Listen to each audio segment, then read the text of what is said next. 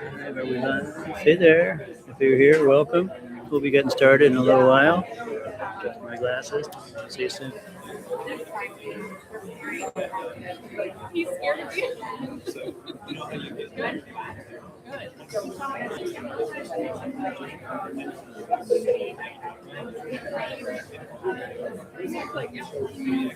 Oh, I have to do my job.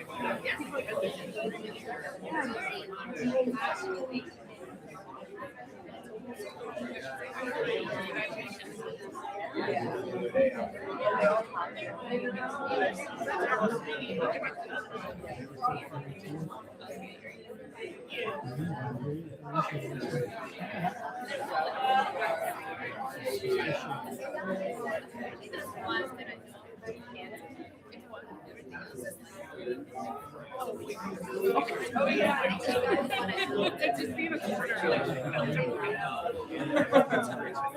Hi. We're still waiting on Doug.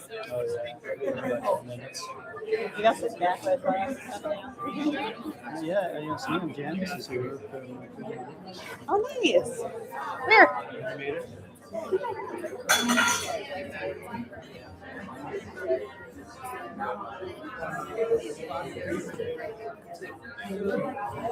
I think I told you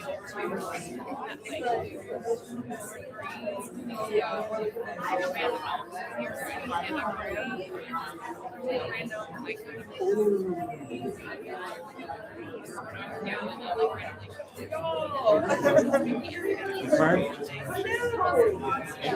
you? Okay, yeah. Yeah. I couldn't remember. I think I know that sort of thing. Do you remember? I would, yeah. I caught you at Blue Moon. Yeah. Yeah. Yeah. No, I remember. Which is very like opposite. Right. Yeah, I was hoping if you yeah. You played pinball in Yeah. I have the best memories. Oh yeah, I'm very challenged. My mom sent me Yeah, I just remember being days impressed. ago actually about him. I've got seen him recently. That was like, oh, I mean, I saw street art, like, I kind of just don't street art. I don't like them anymore after I saw this last couple. When she was like, Last name is Yeah. So she read like and like she said this lit over like a couple weeks. Is that weird? Like it's this face is like I don't know. I miss God. Yeah. I'm gonna get a chance to like I have just a chat with he's so attractive.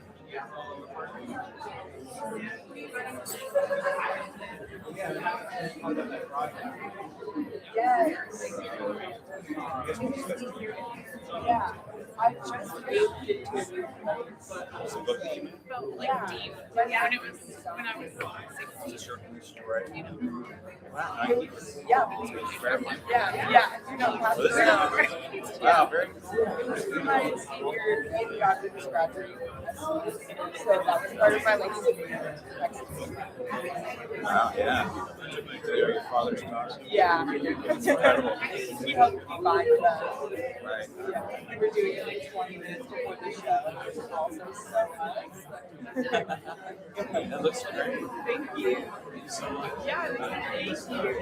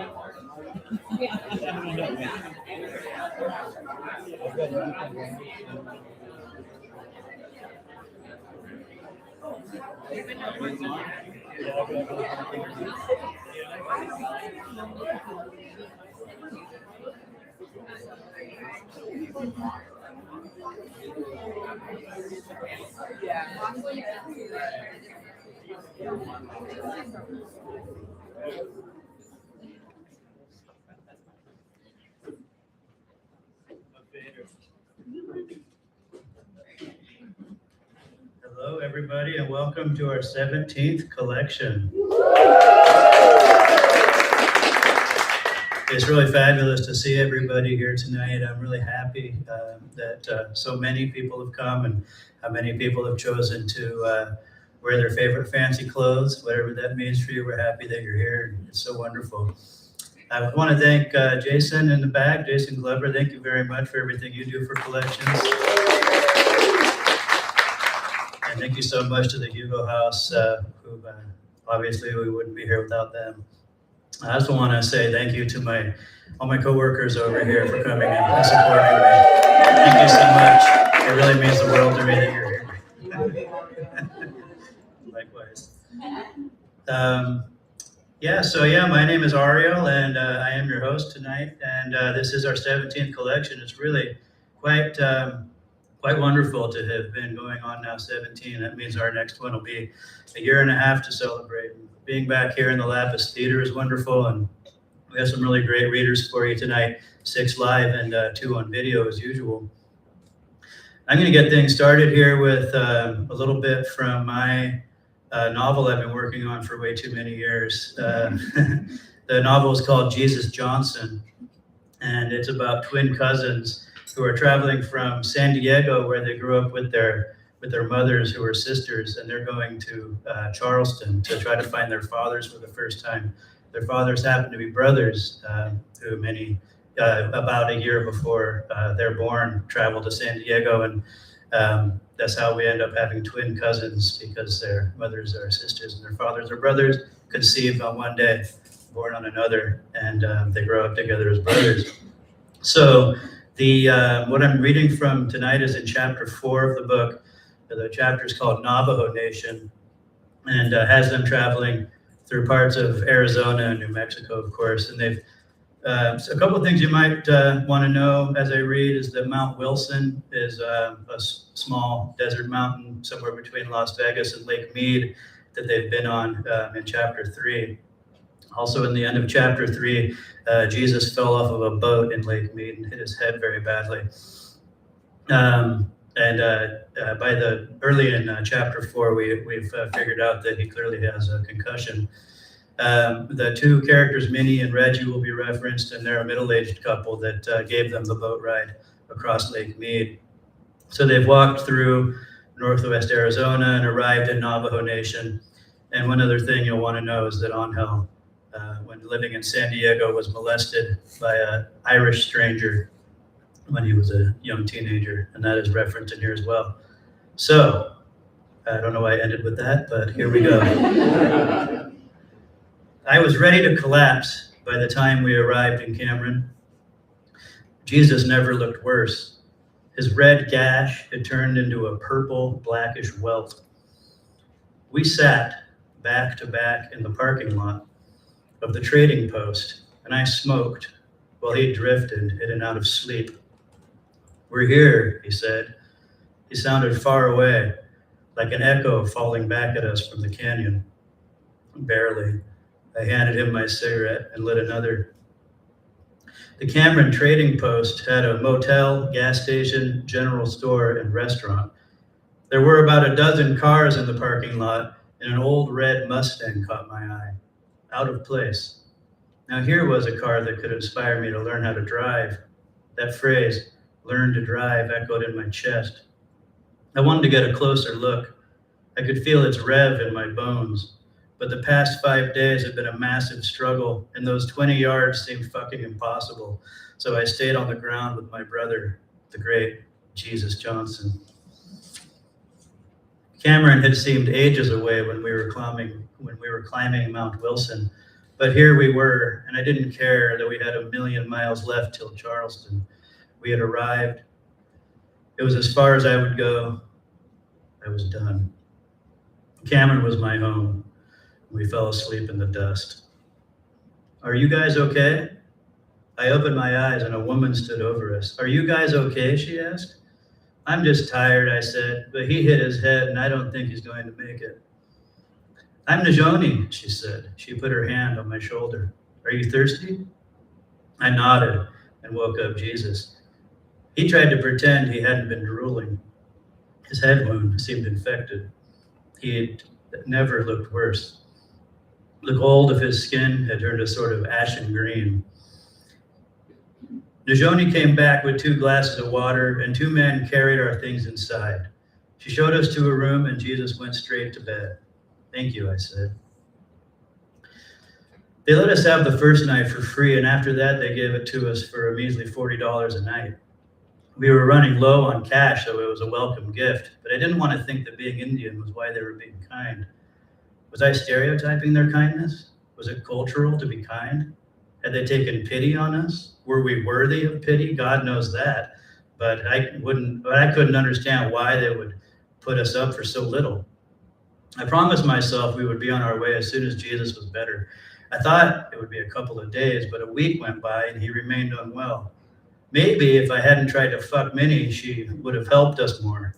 The plan had been so stupid. Get up on the bow to distract Reggie. Pretend to get jostled so I spill beer on my pants. What was wrong with us? Whatever it was, we deserved this. Jesus slept most of the time, and I wandered the grounds, worried about him. I brought him plenty of food and water, and Najoni cared for us when she had spare time from her job, the cashier at the trading post. One morning, I counted our money while Jesus rested on the twin bed he had been in for days. We were down to about $600, and I needed to call Mama Rosa. I walked around to the back of the building to a quiet spot I had discovered and tried to decide what to say. How would I validate our situation? I was in a magical garden. Was it racist to think of it as magical? I found I didn't know much about Native Americans, and I didn't want to be offensive.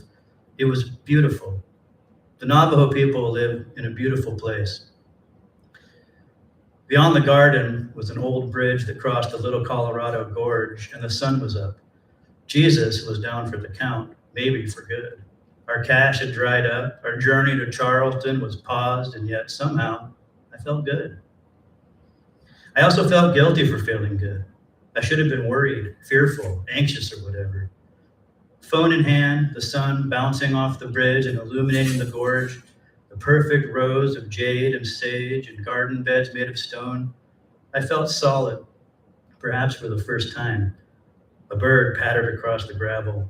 When it saw me, it stood up and stared. Jesus would have known what it was. It had big legs and earnest eyes like a big finch or a weird chicken. It snapped up something off the ground and looked at me some more. I heard a door close behind me and that fancy chicken bolted. That was a roadrunner, Najoni said. Like from the cartoons? They come here all the time. Tourists love them. This place is magical, I said. It's beautiful. It was too late. I'd already said magical, and Najoni was going to know I was racist. Yes, it is, she said. My name means beautiful in Diné. I don't live up to it, though. I disagreed, but I didn't say so. When she said the word beautiful, it didn't echo in Irish. You're so fucking beautiful. Do you like that? Beautiful escaped her mouth with a soothing flow. Beauty came with a richness from her that was deep and profound. Najoni, beautiful. I liked that. I liked her. Well, I said, I'm no angel. Even Najoni's laugh was beautiful. Her eyes crinkled and her cheeks flared. She was genuine, and there was something complete in her that made me feel secure. This place, this person, that bird, it all fit. I wanted to stay in Cameron forever. I'd never felt this good in my life. Were you going to call somebody? She asked. I looked down at the phone, and it all came crashing down. My madre. I need to ask her for money. I'll give you a minute. Find me after, and we can have lunch. We'll bring Jesus some fry bread. I, for one, had already developed a kind of addiction to Navajo tacos. Ground beef, frijoles, green chili, lettuce, tomato, and cheddar, all tucked into this amazing fry bread. I was salivating. But first, I had to figure out what I was going to say to Mama Rosa. I sat down on the half wall, and I dialed. Stop here.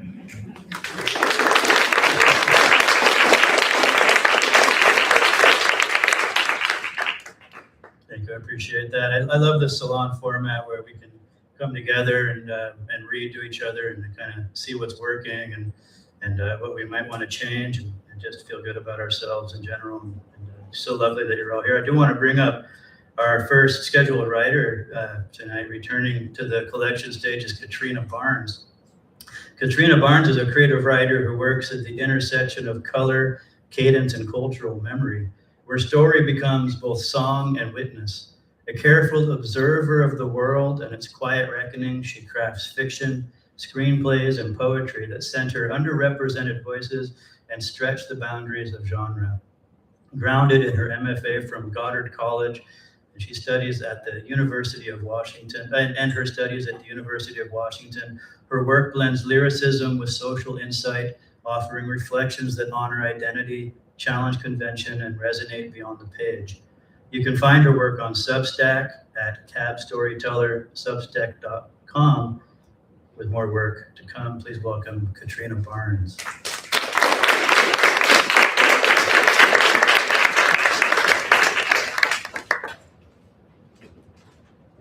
Hello, everyone. It's so great. Every time we come, there's more and more and more people. I love that. Thank you all for coming out and supporting this effort. Tonight, I'm going to see if I can keep myself in time, read from two different genres. The first one will be fiction. It's a story that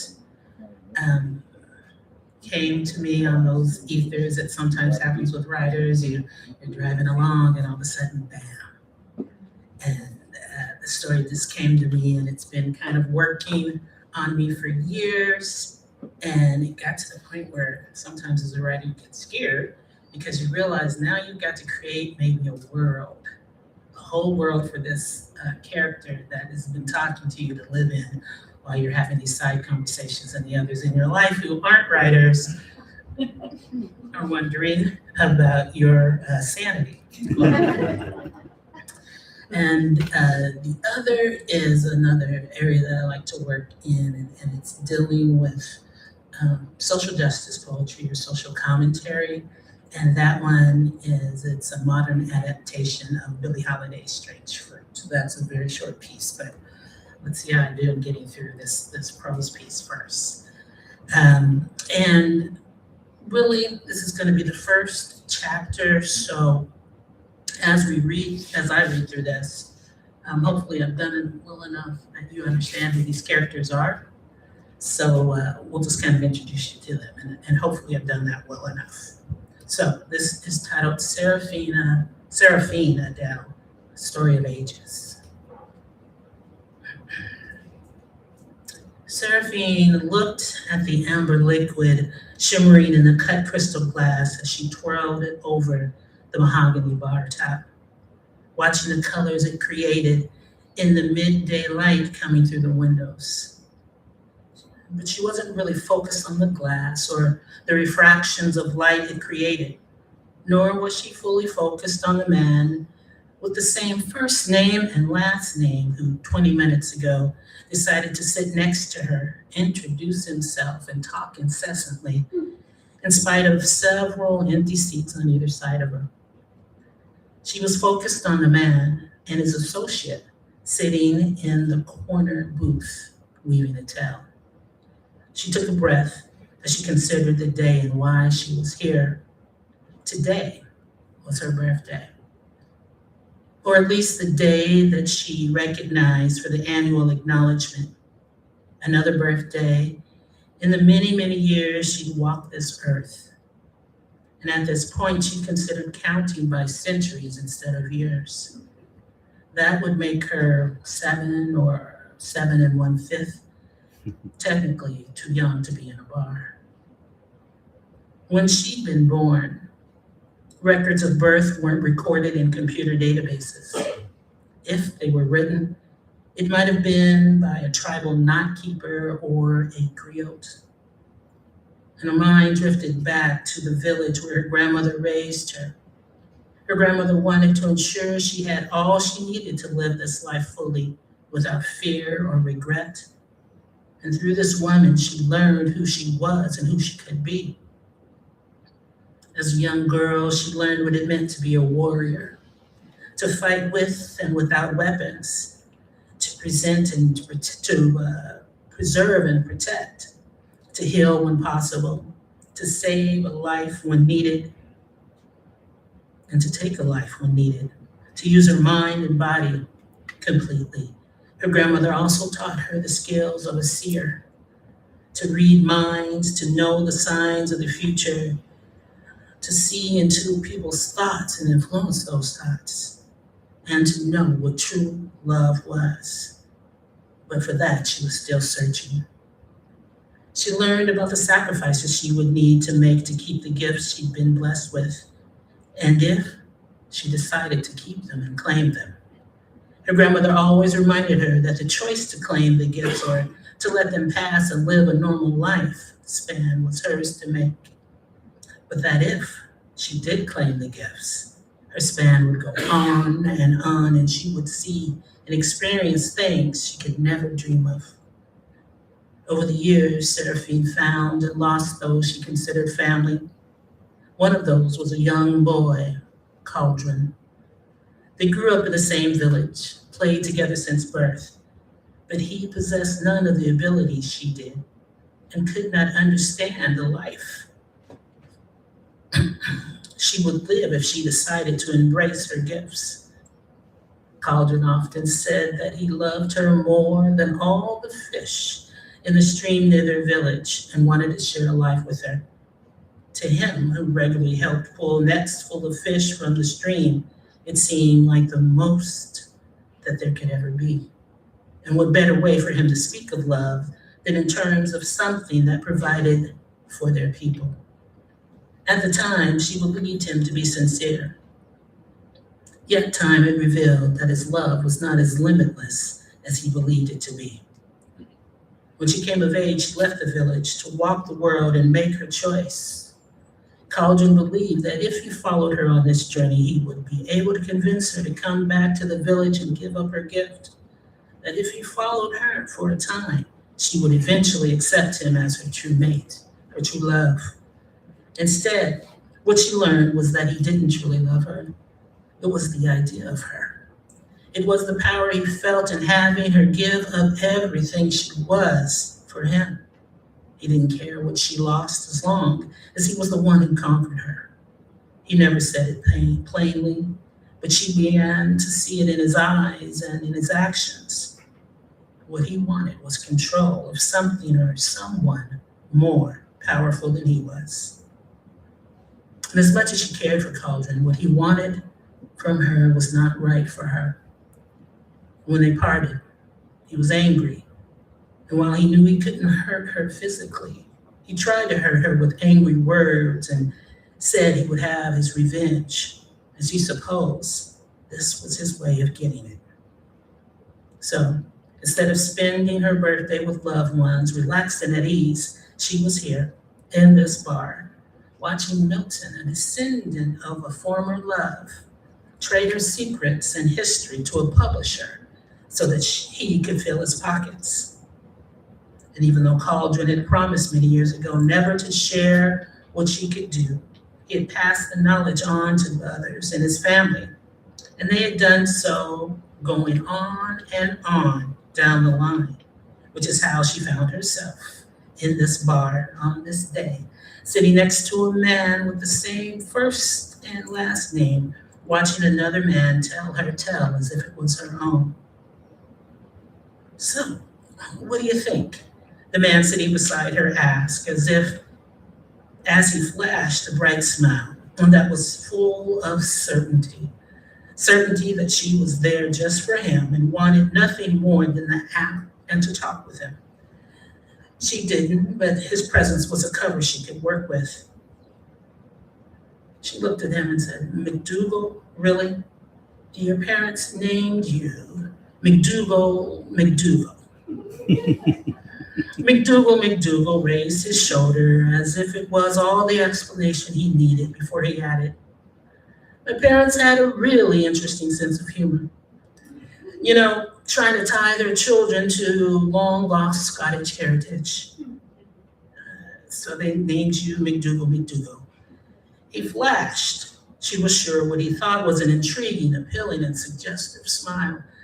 She knew that she was attractive and that men were drawn to her. She was above average height, had an athletic build, dark hair, and eyes that seemed to draw men in, especially when she smiled. Well, with names like that, I'm sure you had interesting nicknames.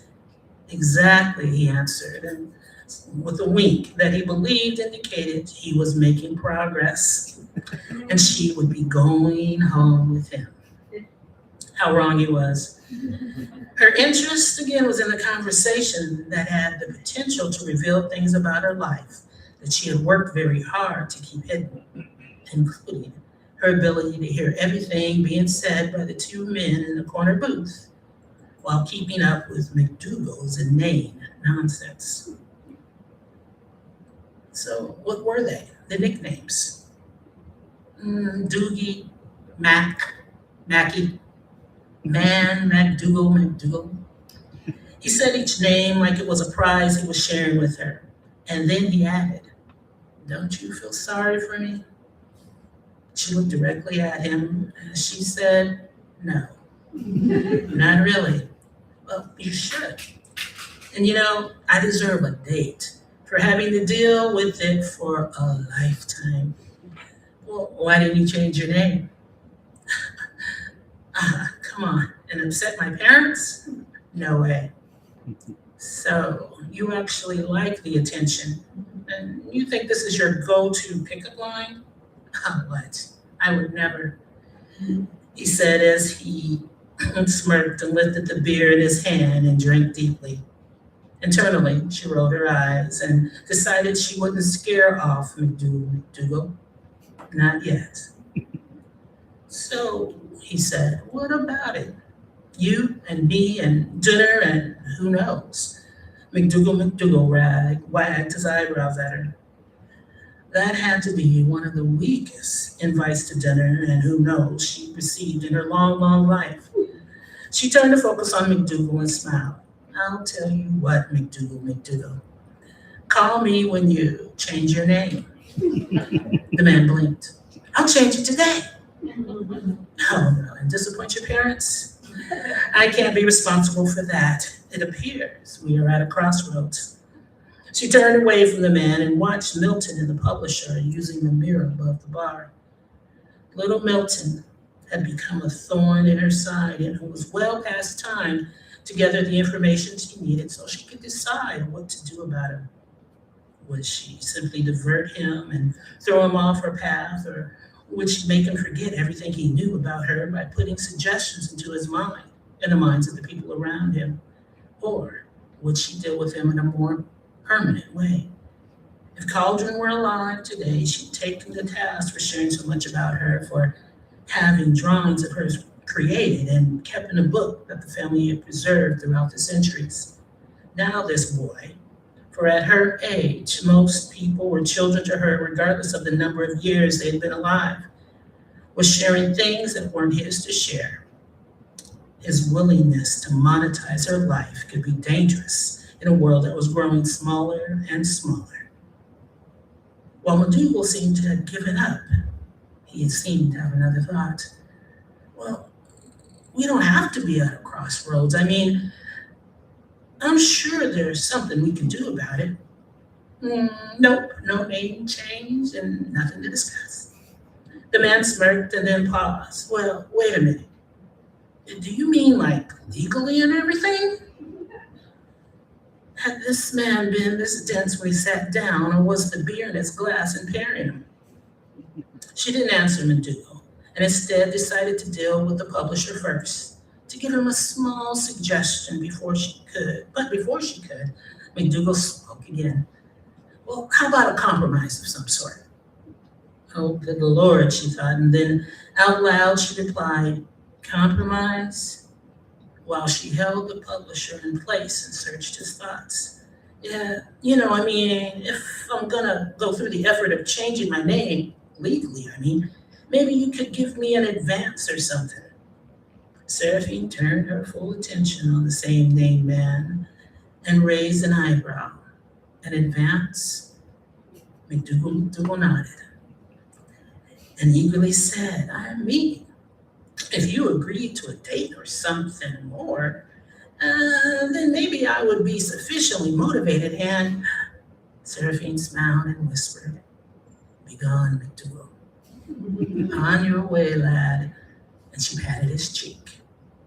McDougal straightened, looked around the bar, stood to his feet, and walked out without another glance.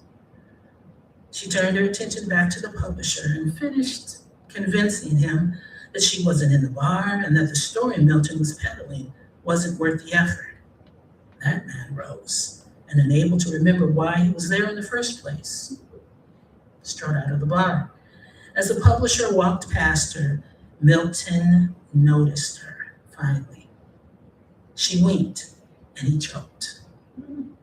When he recognized a woman from his family's book, a woman who, if the stories were just the fiction he believed them to be, should have been long dead. "We'll talk soon, little Milton." Her voice drifted over to him, and he slumped back into the booth. To the rest of the people in the bar, it was but a gentle suggestion, and then it was as if she was a whisper of a memory or a dream, something that never happened. She was gone on the thoughts of the air. No one could remember the gorgeous woman who sat in the bar drinking something sweet on a sunny day.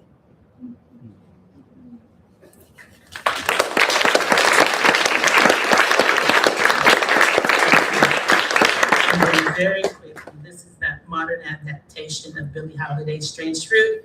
If you've never listened to that album or read the lyrics, please do take a moment and then just kind of think about how it still relates today. So the lines that I would share are: police stops bear a strange fruit, blood on the street and in the air, black bodies swaying with the loss of life, strange fruit lying on the ground, idyllic depiction of the American dream, life, liberty, happiness not meant for this fruit, sweet allure that you are safe and protected by the presence of authority, but the abrupt taste of life diminished. Black bodies falling, born of the report of a revolver. The storm of denial and apathy overtakes the cries of outrage.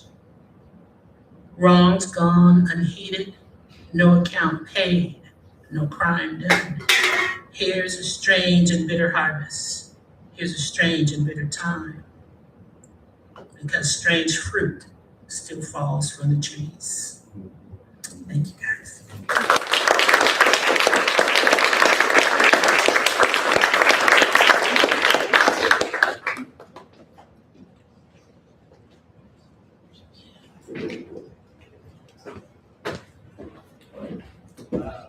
Thank you, Katrina.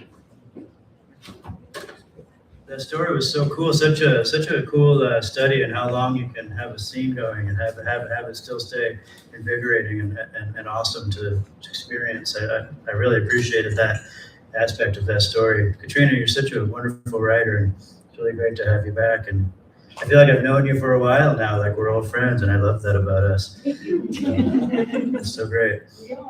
That's right. So thank you so much. So some folks might have noticed this QR code here. That will take you to the collections webpage if you're interested in finding out more about collections, maybe being a writer in the future, or just checking out our archives, which are also there. I have some cards in my pocket that have the same QR code on the back. There's also some on the table over here and some up front in the bar and on your way out if you need one or want one, they're available to you. That'll take you again to that webpage, which is associated with my website, which is relevant to our next reader. This is going to be a video performance, and on my webpage there you can link to my reading section, and on there you'll find some book reviews, one of which is our next reader's novel, which I read recently and really enjoyed. So if you want to find out more about it, you can find out there, or on our archive page, you can go directly to her website. Her name is Francesca Penchant, and she's here tonight, but we're going to see her video presentation that she's put together. Francesca Penchant began her career in the 1990s as R.E. Search Publications, a legendary San Francisco publisher of underground culture books such as Modern Primitives and Freaks. She is now a dark fiction book editor and publisher who teaches editing at the University of Washington. She founded Rothschild and Company Books, a press for which she publishes decadent LGBTQ authors and themes from the 19th century and beyond. Francesca also has an MFA in book arts. Her MFA thesis was a cabinet of the 1884 Bible of Decadence. Huysmans Au Rebours. My French is awful, and I probably mispronounced that name as well, and I apologize. But her crime novel, the one I read and reviewed, Maybe in Heaven, came out in 2025. It combines neo-decadence with film noir. And now please welcome Francesca's video right now.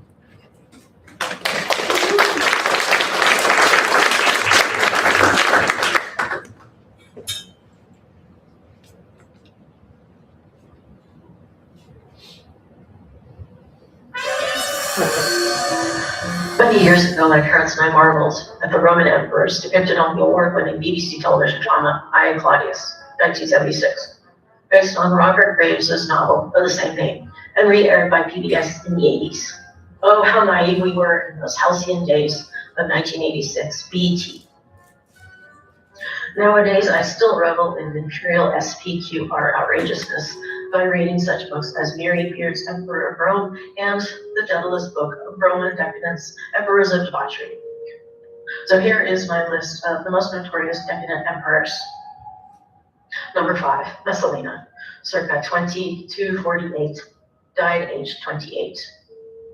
Empress Messalina, your honorary emperor. Number 5, you were forced to marry at age 18 Consul Claudius of I, Claudius fame, mentioned earlier, when he was 30 years older than you. Ick. Later, that slut-shaming Cassius Dio really had it in for you. In his Roman history, he called you the most abandoned and lustful of women. In one famous story, you visited a brothel to attend a 24-hour sexcapade. So you liked sex. Is that so wrong? In A Tragedy of Errors, Narcissus, not your biggest fan, pretending to act on Claudius's instructions, ordered an officer of the Praetorian Guard to execute you. He ran you through with a sword. The Roman Senate then ordered a damnatio memoriae, had your name redacted everywhere, and made all your statues toast. Number 4, Commodus, 161 to 192, died age 31. Commodus, just setting eyes on your bust as Hercules is to know you were drunk with power. You had little interest in politics and spent most of your time playing sports. You make the list of infamy simply for spearing hundreds of nice little animals that were released in the Circus Flaminius expressly for that purpose. Not to mention, you had the nerve to rename Rome Colonia Lucia Annia Commodiana, colony of Commodus. You also renamed all 12 months after your amazingness. For example, you changed October to Invictus, unconquered, and November to Exuperatorius, supreme. Your father, the beloved Stoic Emperor Marcus Aurelius, must have been rolling in his grave. Luckily, you were assassinated later that year by your friends who found themselves on your hit list and sicked your beefy personal trainer Narcissus on you, who strangled you, and changed the month's names back. Number 3, Caligula, 12 to 41, died age 28. Caligula, did you ever guess your name would be synonymous with diabolicalness? Blamed Suetonius, who published a lurid biography. He said you were a glutton, enjoyed watching people tortured, and even had improper relations with all of your sisters. Did you really try to make your favorite horse Incitatus consul? Did he really have 18 servants, a marble stable, and a harness decorated with rare jewels? You executed senators, rivals, and allies left and right. Did you have to run amok, having your grandmother, cousin, father-in-law, and brother-in-law killed? Even Caligula, the 1979 erotic historical turkey about your life starring Malcolm McDowell, made Roger Ebert walk out feeling, quote, unspeakably depressed, unquote. Scholars speculate tertiary syphilis may have led to your bad behavior, but we'll never know. Shine on, you crazy diamond. Number 2, Nero, 37 to 68, died age 30. Nero, your neck-bearded bust confirms that you had a Backpfeifengesicht. You're considered the vilest of Roman emperors, most famous for having fiddled while Rome burned during the Great Fire in 64 CE, which destroyed 70% of the city, killed hundreds, and left thousands homeless. Although recent scholars question the story of your apathy. You participated in the Olympics and just happened to win every contest. Murder-wise, you purposely wrecked the ship carrying your mother, Agrippina, who survived and swam ashore. But one of your henchmen stabbed her to death on the beach anyway. You also murdered your first wife, Claudia Octavia, and your stepbrother, Britannicus. When Romans declared you an enemy of people, you fled and begged your personal secretary to kill you. Some employees have all the luck. Number 1, Elagabalus, circa 204 to 222, died age 18. Elagabalus, you were the first emperor to insist on marrying a Vestal virgin, a breach of Roman law which said that any de-virginized Vestal virgin would be buried alive. You were the first emperor to demand that your mother and grandmother crush the Senate and receive senatorial titles. You were the first transgender emperor, according to some, because you said, "Call me not Lord, for I am a lady." You were the first emperor to marry a man, according to the collectively written Augustan history, and you were also the first and only emperor to be murdered by the Praetorian Guard, dragged through the streets of Rome, and thrown into the Tiber. You're number 1. What we learn in history is being a decadent Roman emperor, or within your 100-mile radius, meant that the chance of dying from natural causes was slim. Was that why you were so over the top? Because you knew that your days were numbered? Or maybe it was the whole absolute power thing.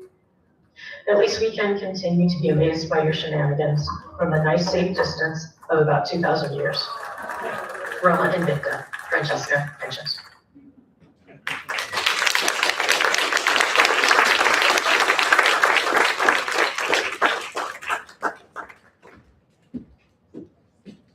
Thank you, Francesca. That was amazing and awesome. And thank you for putting that together for us. That was so good. Really appreciate that. I'll tell you more later. That was so good. I am still smiling and I don't know if I will be able to stop. So this is why we call this a live magazine, because we can present videos. Also, the name Salon was taken when we first started in the Hugo House Salon up front. And we thought it'd be weird to say we were having a salon in a salon. So we came up with Live Magazine, and it inspired us to think about what does that really mean. And so we came up with the fact that it meant we were doing a variety show of sorts. So a salon that is inspired by variety. And Fancy Dress and Variety now are our forever themes for our salon. And Francesca, that really brought the variety tonight. So thank you again. I do want to bring up our next reader now, Dan Sargent. Dan is originally from a rural community in Pennsylvania, where his first job at 12 was as a farmhand.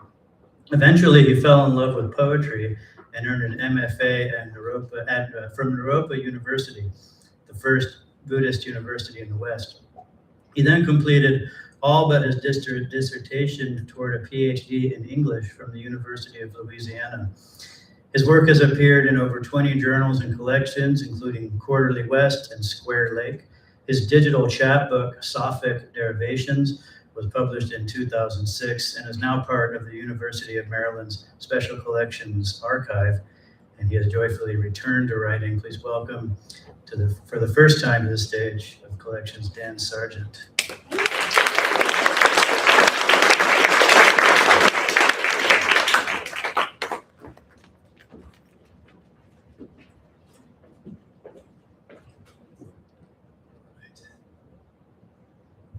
How's this from a sound perspective? Good? Okay.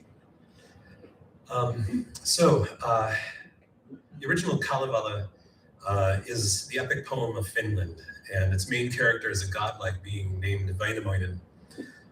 As I began reading that epic, he just leapt out at me. I initially thought that I would take on a project that would be a short poem about part of his story, but it quickly became something else. So now I've got a book-length poem where I'm traveling with Wainamoinen through space and time in order to witness historical events and meet various writers and intellectuals who've been foundational for me in some way. So I'll be reading 3 excerpts tonight from that long poem. The first occurs near the beginning, just as Wainamoinen and I take off in his sleigh to begin our adventure together. In the second section, I'll meet T.S. Eliot, the dapper fellow on your left.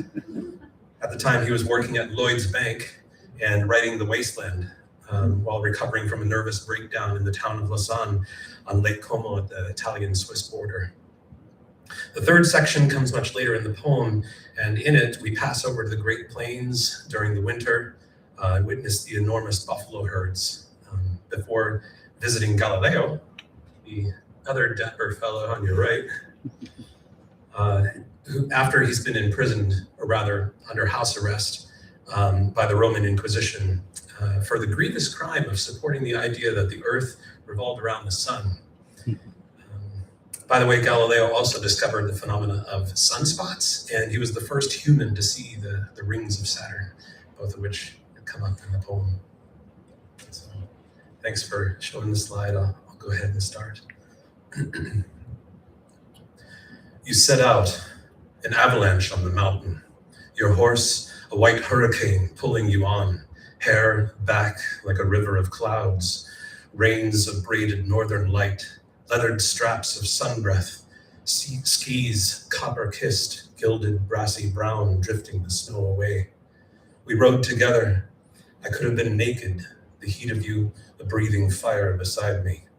Your left hand stroked new chords as we passed, vibrations of air, even the stones sighed with light below us. The driving reins twisted into music around your fists.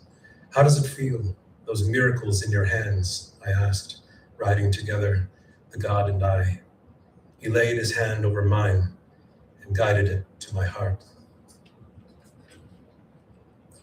The first night, we camped at Lausanne, a pile of fallen branches. He spat in his hands, rubbed fire on them. Warmed by his fire, we slept. Centuries lazed through us, understanding as only slow things can be. Asleep on the ground, we heard and dreamed what we heard. I saw them coming, Hannibal's tide of bodies, elephants harnessed, fleshy engines chuffing. One of them dreamed among our mountains. The old bull elephant stalked stiff and alone through the jungle all night, skin like the folds of sheets too heavy to move. The monsoons are coming. He's looking for the boneyard. He pushes his hide forward. His ears, veined as leaves, are torn by tree brush, and he smells of rotting plants, urine, musk. Bones press at the skin over his shoulders. They don't want to spend one more day in the dark. The river he comes to is as slow as he is. He shifts from trees to open bank to where the trees stop, and now his eyes are dark pools of moonlight, seething with age. The river carries the moon's face south. This is the place he must cross. Moonlight, a shimmer on the stones, the water. You can smell the bones, wet and wasting. It's not far. A panther backs from bank into tree and vine. Its body and the jungle become like mirrors, black to black, 2 gold eyes on the bull, on the water. The bull's right foreleg seeps from the bank and plants itself in the river. Still, nothing but this river has tasted him. The gray lashes of his eyes touch, each touch a little longer. Trunk raised over the water, the wake of the water behind him, thrust of legs through muck, then the rocks, the other bank. The trees bend aside. He is a leathered hand of the earth. It's not far. The cloth of darkness around him, the ash of moonlight on his shoulders. When we woke, Wainamoinen clothed my voice in thunder. My blue throat throbbed. I walked rather than speak. Alone, I huffed through mountain air. I heard waves. The language of my steps told me where the shore was. It was there I met the banker. his marriage and his world wastelands. He'd come to stitch the fragments together with hyacinth pollen and German needles. He was in a chair, propped so he could see the waves move in like lines on a page. I came up behind him like a chess piece. I began to speak, to set loose the spell I was wearing. After the frosty silence in the gardens, the shouting and the crying of thunder of spring over distant mountains, after the rock and no water and the sandy road, the road winding above the mountains, how the sound of water and my lapping heels brought me to this pool in the rock, and to him to whom I spoke, and he writing and me speaking, and the third who always walks beside me, back in the pines, readying his sleigh. He stopped writing when I walked in front of him and took his light.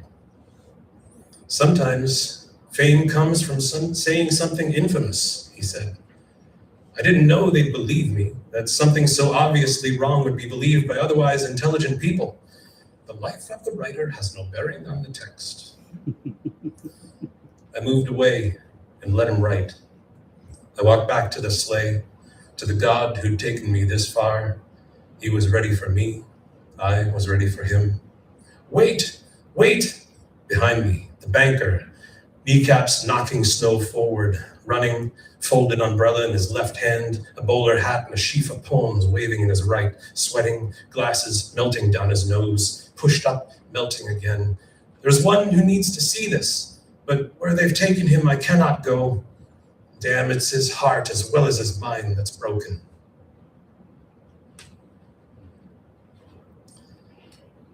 Another day, a night, how we wandered, unlost over the plains, ancient seas possessed by memory. The wind crossed the land's pearl vastness, a wave of delight and mourning. Time's broken cage bent around every now, escaping into unbounded futures of then and to be. Behind us, the horizon turned below the sun, a dark sea of bison. Their breath steamed rose and orange into the morning light. Their scent and the sound of them vibrated around us. Wainamoinen began to hum, and the herd started to move, a river of flesh and thunder. The land a fertile scar tilled by their passing. Then the deepening rust of evening came upon us. The bison flowed on below. Within the grunting herd, white hills raised and reddened. The bison, the sun on the hills, a mystery, forgotten, lived, forgotten, and remembered, and remembered.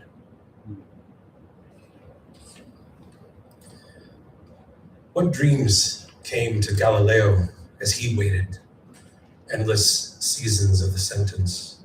He saw the faults, the frayed body of the earth, everything moving, celestial bodies finally seen. The sun has blackness upon it.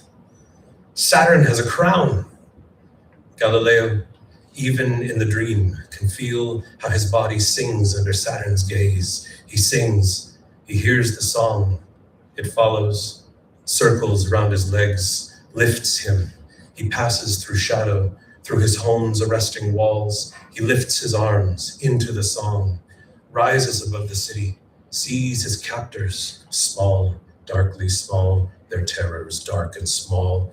The domed papal head, his rod, a weapon of what was once flower. Galileo, even in the dream song, can feel the song transform him. He is at once a dance and a gray-haired moon awash in light. Any cage can end a man, 8 years in his room. A telescope to show him that there is too much to love in this world to be held. No board, no sound out of the dark he cannot understand. Creak, moan, the house speaks to him when the guards are not listening. If only he could stand at his window, open his arms and hold them all, like Moses, his beard aflame under his face, to lay his hand on the back of every lice-eaten slave and pull them into himself, to pull them in, to hold them in his blood. when the light of his eyes can be seen from his window, when there are 2 stars, 2 skeletons leaping from his hands, he'll be gone. Thanks for listening.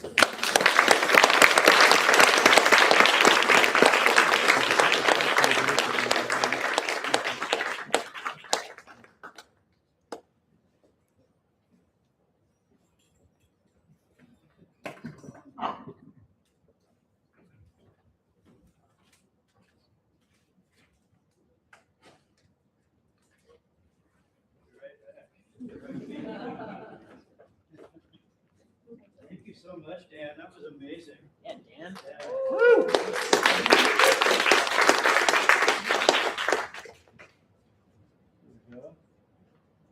Teach me to let some of my papers go. Man, that was so cool.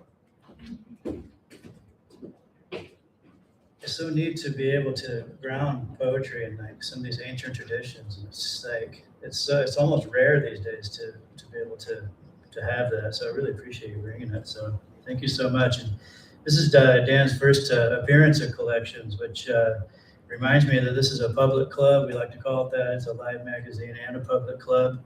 You could be someone like Dan, who I hope becomes a good friend in the future, or a newer friend like Francesca. You might be an older friend of mine like Katrina, or you might be my wife, who's been here 17 times now. You can do the math from there to see how many she's missed. Or you could even be my mom. Hi, Mom. Good. I'm so glad you're here too. That's just so wonderful to have so many people from so many parts of my life here. And Dan, it's really great to have you be a part of the Collections community now as well. So yeah, public club, and it's all about community. And that one other thing I want to say about that quickly is some of you may have noticed this For Culture behind me. This the Community Arts Project Award. We were so fortunate to be chosen by For Culture. And really, for me, it's all about highlighting that community, and I think that's what For Culture noticed in us. Is that we really are a community event, and that's really what the Salon format is all about. And I think that's really what the writing community should be encouraging more and more. So all that said, I really just want to say we are a community, and that's the whole point. I do want to bring up our next reader now. Her name is River Elizabeth Hall, making another appearance now at Collections. River Elizabeth Hall, her is a poet and naturalist with degrees from Fairhaven College and Antioch University of Seattle. Her work is forthcoming in Bear Review and has appeared in Main Street Rag, Moist Poetry, Nimrod, Parentheses Journal, and Tinderbox, among others. She's a 2023 Best of the Net nominee and a winner of Tinderbox Poetry's 2022 Majda Gama Editors Prize. That's cool. Learn more about her writing and other offerings at riverelizabethhallpoetry.com, which you can also find on the Collections webpage. Please welcome River Elizabeth Hall.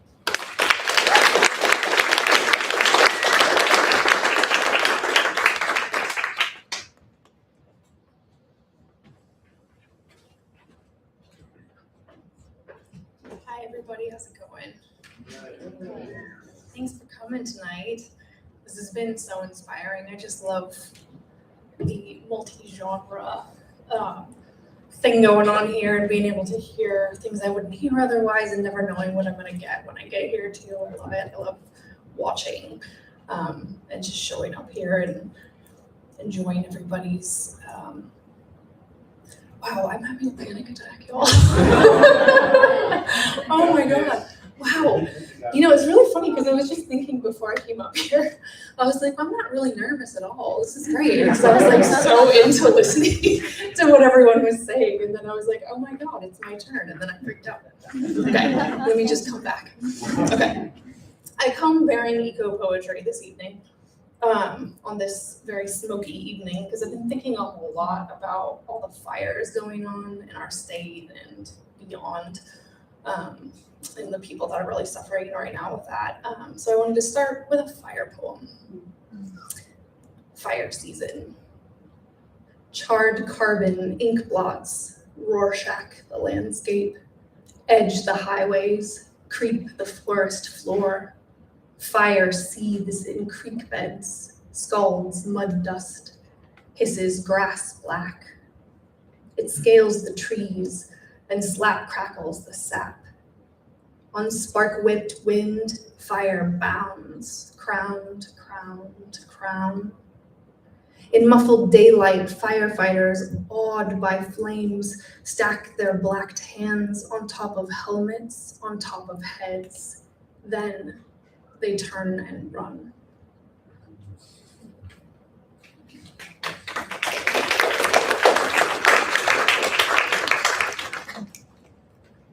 Ho-hum. The heat is downright demeaning today.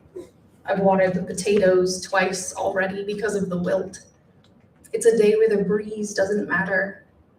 I don't notice I'm thirsty. I just accept that my mouth is dry. Let me drink. Let me lick dew off the plastic turf, since the grass is nothing but yellowed tinder. I won't be running today. Not to nor from anything.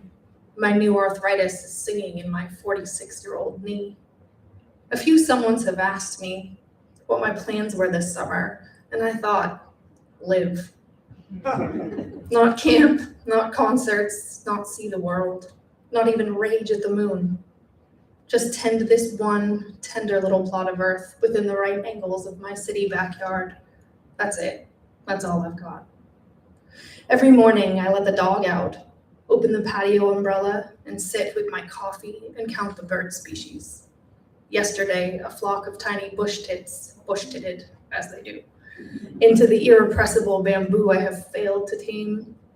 They began to preen simultaneously, lined up in little groups of 2 and 3, pressed close together, touching, so that I couldn't tell if perhaps they were preening one another.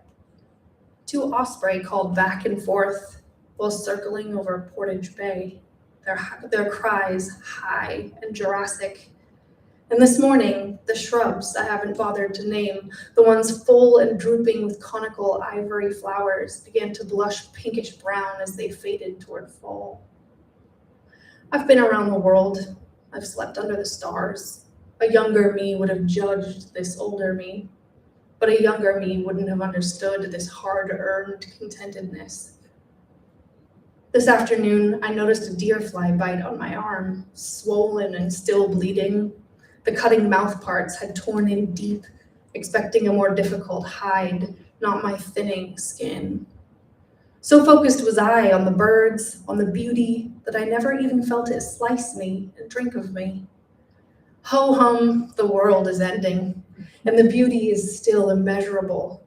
Even the regretful iridescence of the gasoline slick in the marina, even the blossoming invasive, even the smoked out sunsets blazing red. How dare I admit it, how limitless the beauty is.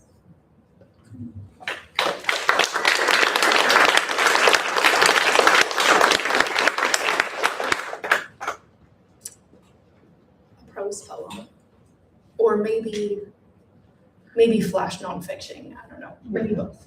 This is called Fortune. At the airport, I found a crushed Fortune cookie beside a trash can. The slightly sweet, plump ear of it had been flattened by a shoe or the wheels of a carry-on. The paper Fortune peeked out from the crushed pile. I wanted it to tell me the plane wouldn't crash, the world wouldn't end, or perhaps humanity would be saved heroically in the heat of the last millisecond on the doomsday clock. I was sure the little Fortune was meant for me, destined to be tucked into my wallet, its list of numbers later copied onto a desperate lotto ticket. Its little lies ignored in service to some modern sense of dwindling hope. Boarding had begun, so I stuffed it in my back pocket with my plane ticket without reading it. Then, of course, I dropped it while taking my plane ticket out to check my seat number for the 5th or 12th time as I entered the plane. It fell through the eternal crack between the door of the airplane and the walkway. I watched it flutter downward, twirling towards the tarmac, before a breeze caught it and carried it out of view. Maybe one of the ground crew found it on the blazing black expanse outside of gate C21 and was reassured about the future, or won the lottery and quit that job and had a quieter, more temperate life. It's the way they slam the luggage into the belly of the plane. You can feel it through your feet while you stand in the aisle, waiting for another passenger to screw around at their seat with their luggage and their coat and their headphones and book and water bottle. Slow, deep breaths of jet fuel is all you can do. There's 2 or maybe 5 hours ahead of claggy air and muffled commotion and stale seats and sticky armrests and a child screaming over the torture of it all. But I have to get to San Francisco. I have to get to LA or New York. I have to sit through a layover in Dallas or Chicago and never leave the airport in either of those cities all of my life. I have to arrive, and I have to depart, and I have to endure the kink in my neck and the lavatory that might as well be an outhouse. Every transatlantic flight deletes 4 cubic feet of sea ice every single day, as we all kill time in the departures area before extinction, eating our fortune cookies and pulling new tarot cards, or praying to a currently very weird version of Jesus Christ as a distraction. But I made it to Sacramento. I saw a friend I hadn't seen in 19 years. We met at a cafe and sat outside in the withering heat of June. The few birds hunting for crumbs at our feet were all introduced European species, and she was exactly the same, plus some additional tattoos, a divorce, and a kid. Just as I remembered her, pithy and straightforward. She told me a lot of sad things that had happened without the slightest sadness on her face, just humor and resolve in equal measure. We talked a lot about art, and neither of us mentioned how uncomfortably sweaty we were or how poor the air quality seemed. And I remembered how much I adore her, how even with vast gaps in time, she is kindred. I hate to say it, but perhaps it was worth a few cubic feet of sea ice each way and not a single guarantee. All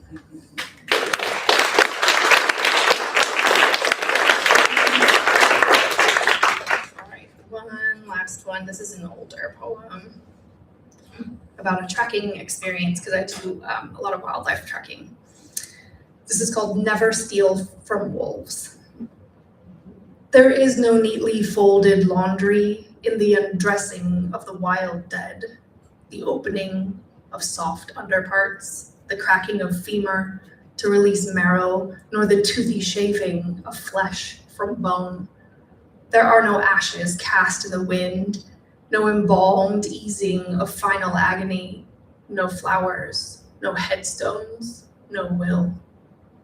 The headless vertebra still curves, poised to hoist antlers. The ribs are trimmed unevenly by determined gnawing, ragged edges embracing a lungless hollow.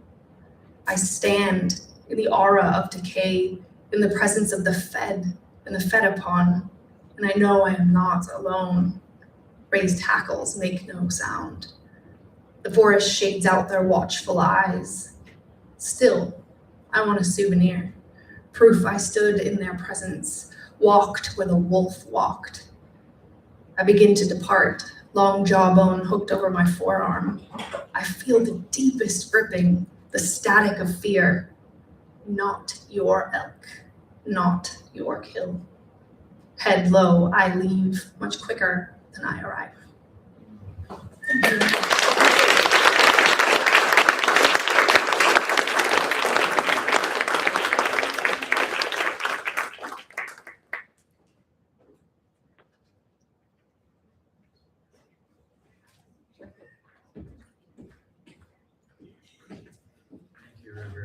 I really love your poetry so much. I love how grounded it is in nature and in the human condition, and how accessible it is, and just you're wrapping in humor with all these very profound truths. And thank you so much for that. Really beautiful stuff. It is about time for an intermission right now, but first, Jason would like to get a picture of you all, if that's okay with you. So he's gonna come up here before we head out for intermission, if that's right. That's up. Okay. You are welcome to flee if you need to, but he wants a shot of this, so.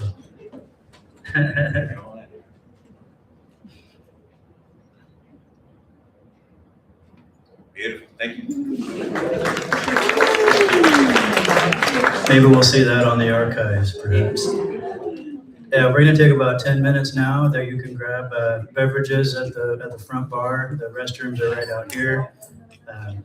Hang out with the people you came with, so meet someone new, whatever you like. See you in a little bit.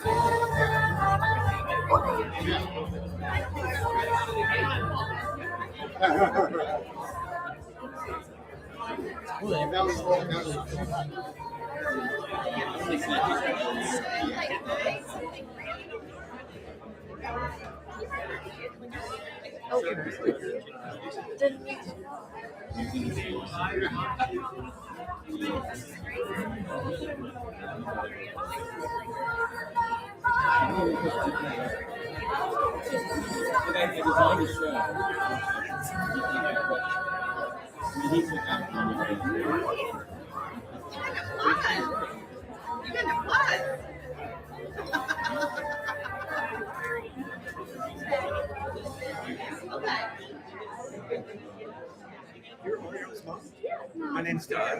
Hi, Sherry. Doug. Here in Seattle. It's up here, right? Doug and I were undergraduate together. Yeah, starting. You knew Randy Morris, now. Remember Randy Morris?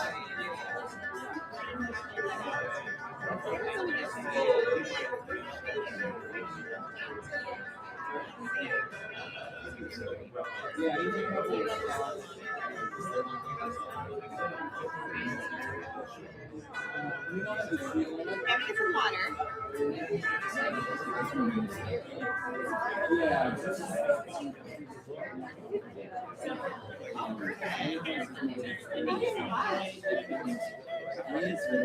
Can we get something?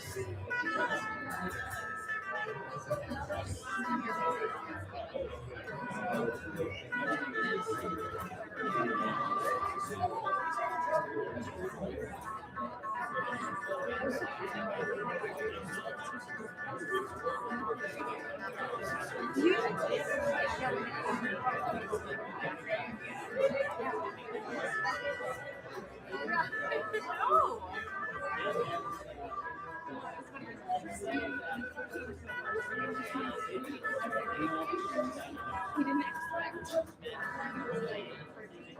You know what I mean? Because like you just kind of don't about that. You know what I mean? And then like it was easier to talk about like our you know what I mean? I think it's fun. I feel like all this is me because I don't have so I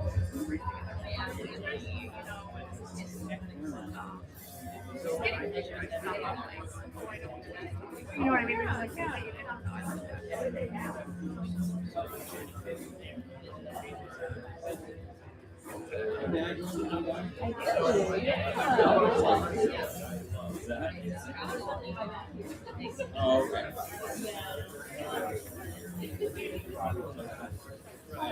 mean? It's like,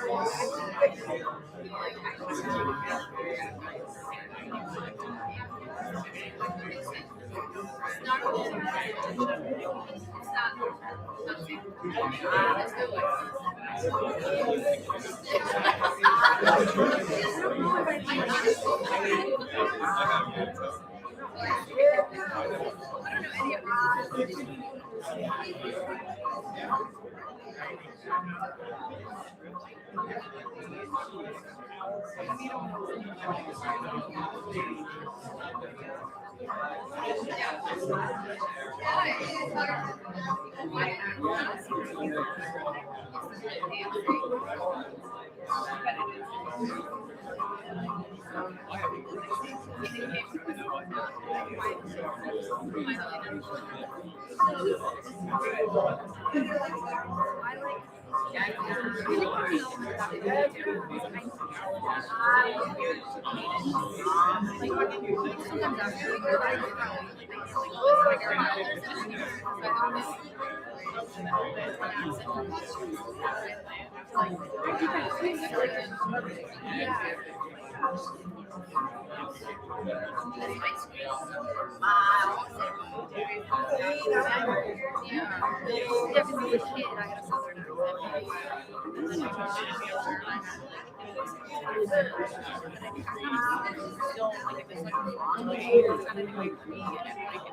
then I hear it and I just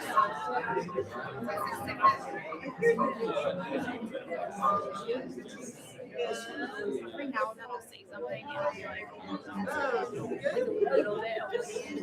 give it all carrots. But yeah, no, I think that's very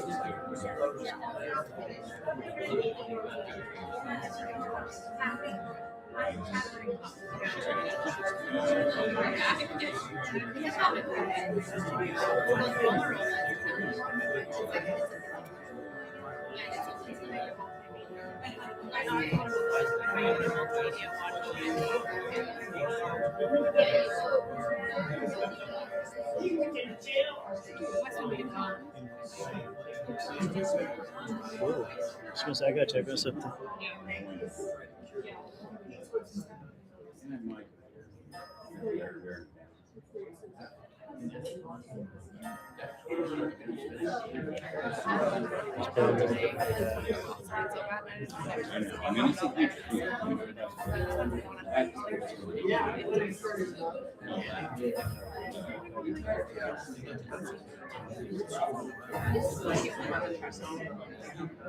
I didn't. I'm probably gonna know. I tried to give him like a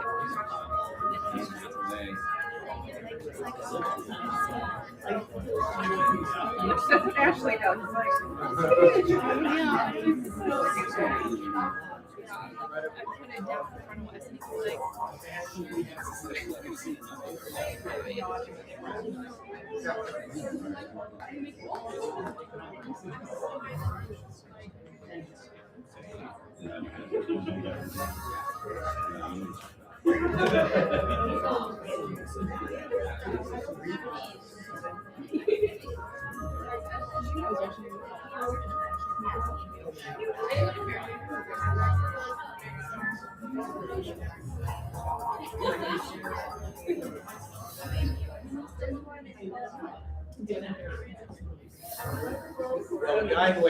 The guy who actually stole it. Yeah.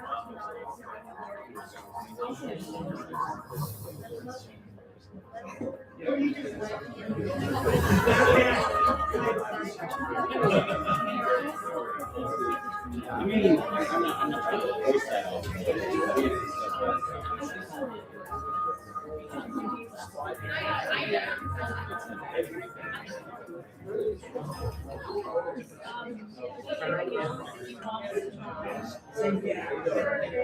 I'll review it. I'll come next week.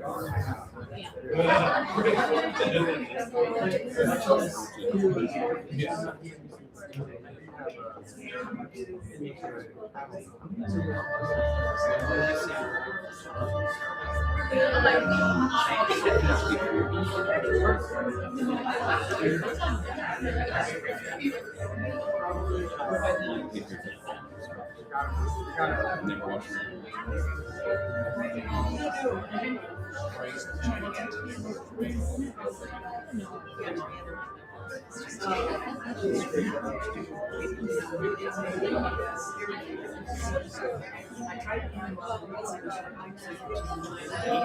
yeah, some seasons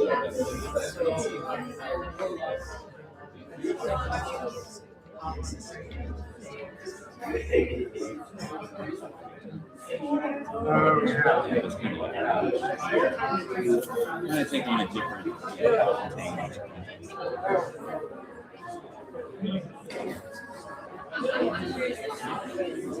I saw your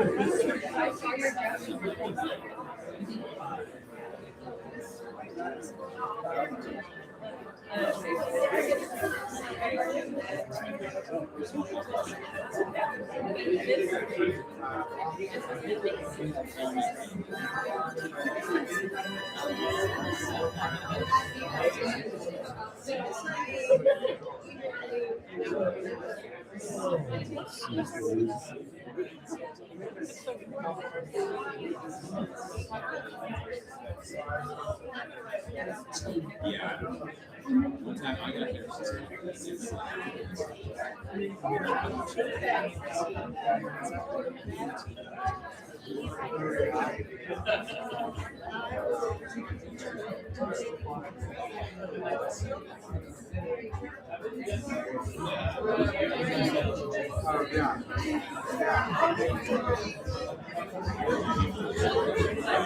Right. Yeah,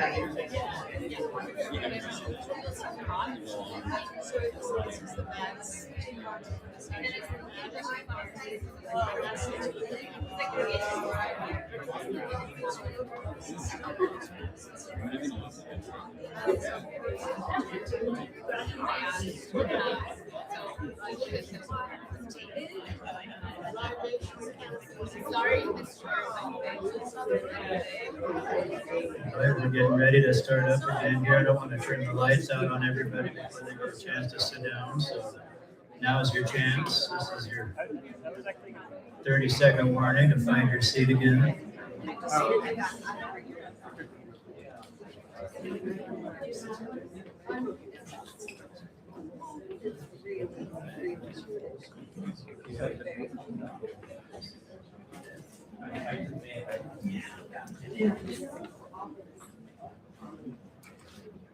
Yes, and welcome back to the second half now of our 17th collection.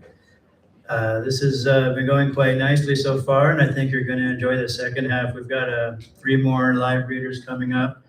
I'll be sharing a little poetry at the end, and we have another video coming to us from Eugene, Oregon a little later. All right. I want to bring up our first reader of our second half right away. His name is White. Is White is a proud Snoqualmie tribal member. His tribe is located in King County. He grew up homeless in Seattle, writing poetry on napkins on the back of buses. He disguised his poetry as rap in middle school so the other kids would stop making fun of him. He got his start on stage through Red Eagle Soaring, a Native youth theater group, and he now hones his craft at Hugo House's monthly open mic. That's called Works in Progress, and it's first Tuesdays, I think. But Hugo House's inclusive environment has helped him represent Indigenous culture while finding his voice, and he's honored to share his work here at Collection, so please welcome Is White.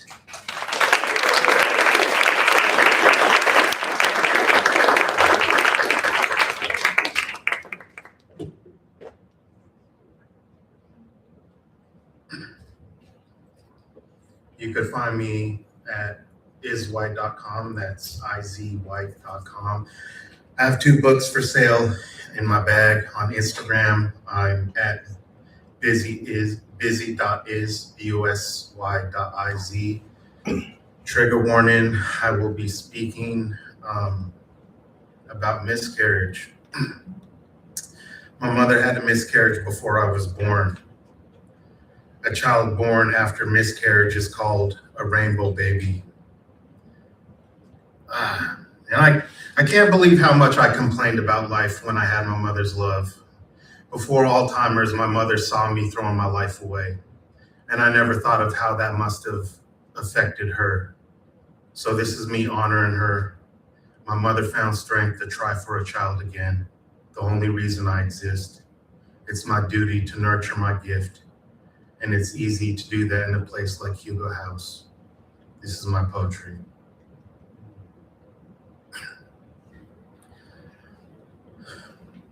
Both my parents cherished how they carried out their marriage vows. Wedding bells can ring declaring humble love most live without. They secured a little house, a hidden town through scenic routes. Back to back, they had 2 boys, life fulfilling, purpose built. But then the doctor came around saying kids affected health. Having more is a miracle. Pregnancy's the dangerous route. That's when mom miscarried then. That's the worst she ever felt. Premature, a little girl, a heavy blow was fate life dealt. My sister's spirit cared about. to give a heart, then tear it out. Unreconciled change won't melt when comfort in does little help. In itself, from last birth failed, another child met with doubt. Yet, unavailed, love prevails. In 86, I entered out. But then my dad died, a subject matter stuffed with madness. 1.5, I can't imagine what's the answer, custom practice.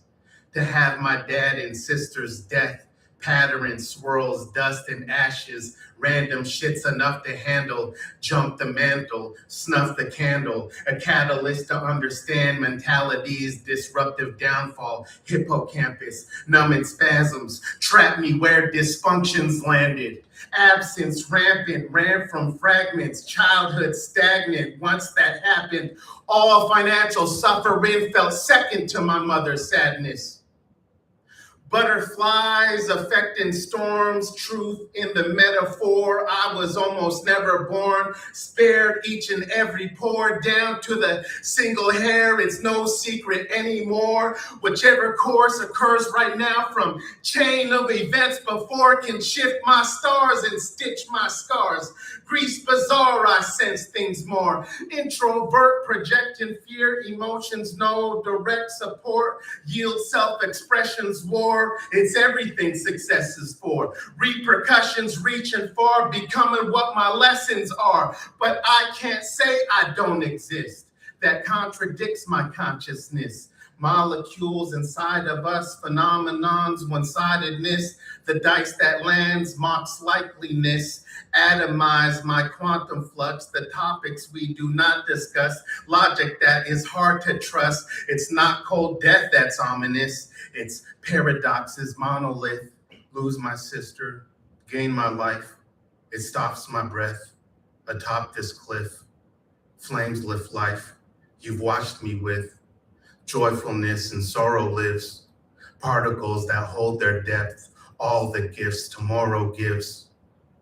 But what if I become the same? My brain on death to plunge quenched flames. Discussion aimed, faith what remains. Things fluctuate, life's love became a numbers game. Trust brushed away, construct fate's frame. No luck to play, if nothing came then I'm to blame. One clutches game through rough terrain to rise above for love to claim. Rush to use these junctures lanes. I obtained my mother's strength. My struggles lighten up today, and maybe I can change the world in essence that men must attain. Rainbows that will come from rain. My empathy that comes from pain.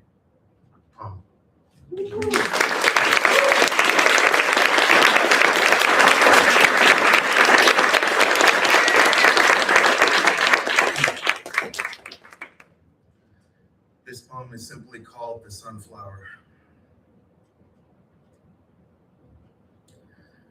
The nature of my greatness. Every particle inside me, body, light beams, God sees, I dream. Roses in a pot leaf, botanicals refine me, poking through the block cement, growing through the concrete, pulsing through my heartbeat. Comets make the sky streak, pollen spores, dark streets. You starve me, let the dog eat. They shade my photosynthesis. Restrain, contain ambitiousness, indigenous, amid success. My victories, their hindrance. America's ridiculous. The racist picking presidents. Hate me with your prejudice. Cage me in your censorship. We're vessels full of burning oil. Each person's spirit hears the warrior. Pure, your inward search is loyal. Perfect joy, the human mortal. Journey on, maturing coil. You deserve your worthy spoils. Learning that your words are royal. No one else will do it for you. Stay away from snakes who tempt me. Everything they're saying's trendy.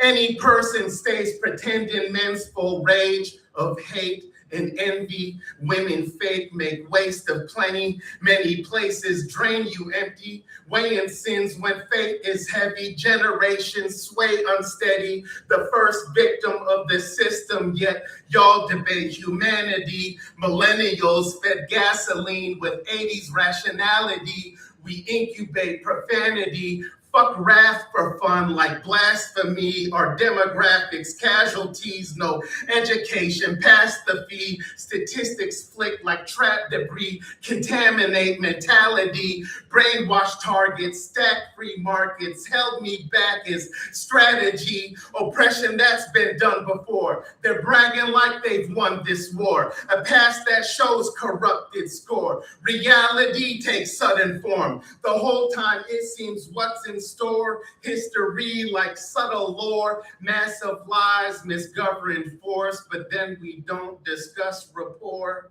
My attitude comes rushing forth. Fuck vanity you've hungered for. Slow days, long nights, power struggles run their course. Self-pride's gone, it's going nice. Mind blown, hope's blind. Shine on, soul kind. I'll gamble like there's something more. No life, throw dice. Chance is short, begun so poor. Those accidents become my source for magic in this thunderstorm. Flames that singe persistent embers. Native veins within my center. Diamond heat immense with pressure. Live in plain existence better. Make a name you'll sing forever. Blend together different sectors. Neon pixels mixed with culture. Heritage too deep to measure. Society won't sell your soul. The paying advertisements will. Another manufactured deal. Classic tax exempt, no bill. Happiness is real, but you can't cram it in a pill. You can feed me to a cedar tree, plant seeds, Queen Anne Hill. My rise is undefined. Desire move me in this fight. I don't shoot up veins, vines grew up. I survive when life's not bright. Since the city tried to bury me, remove me from its sight. Like a student, my life schooled me, rebuked. I argue at this height. See my future's destined sewers. God still rules me when he strikes. Secret gardens, fingers strum, acoustic truthful sounds that spike. Brutal lyrics, smoothly yelled until I'm losing my windpipe. I'm like Picasso meets a comic book of universal plight. I'm the native meets the city. I am two worlds unalike. I shout and run my mouth. I'll always do this to the mic. A cannibal's metabolism. A vandal turned an activist. And the roots I sprout have teeth for any food my tooth will bite. We're not taught to grow in dirt. Our souls just do it because it's right. God took a sunflower, but he grew it through the night. Thank you.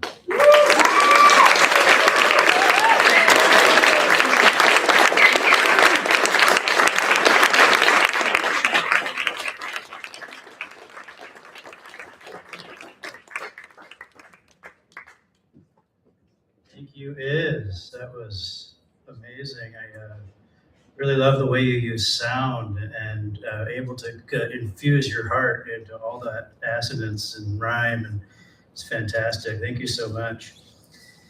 Wow, that's just deeply felt stuff that is hard to move on from, but we're gonna have to because we have another reader coming up. Iz and Donna know each other well. In fact, Donna was telling me that somehow they keep on being parallel and together earlier, and I love that about them. And Donna Polane is going to be next. Donna is a 67-year-old retired inventor, formerly a research fellow for a large technology company. She has authored many white papers and patent proposals and is named on over 100 patents. Her first introduction to storytelling was early in her career when she discovered what a powerful tool it was in selling her ideas for new products and inventions to attach an engaging storyline. A good story is a very effective way of communicating very complicated ideas. Now, in her third act, she is focusing on writing poetry, prose, and of course, her memoir. Please welcome Donna Polane.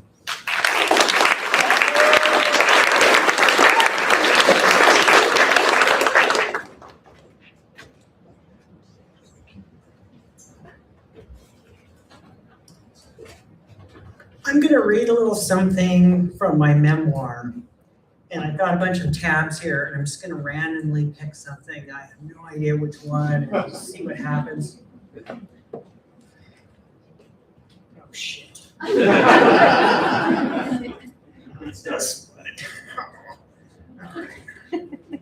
Gotta do it. All right. This is an excerpt from a chapter called A Better Man. I began my transition to female in 1991 when I was 32. As I write this, I've lived roughly half my life male and half as female. For a couple years, I was somewhere in between, I suppose. You might think that living as female over the past 30 years means I learned a lot about being a woman, and you would be right. But what really surprised me in retrospect is what I learned about what it means to be a man. I'll never know what it's truly like to be biologically female. I know that, for example, I cannot give birth and I don't menstruate. Some might say the second thing is a blessing.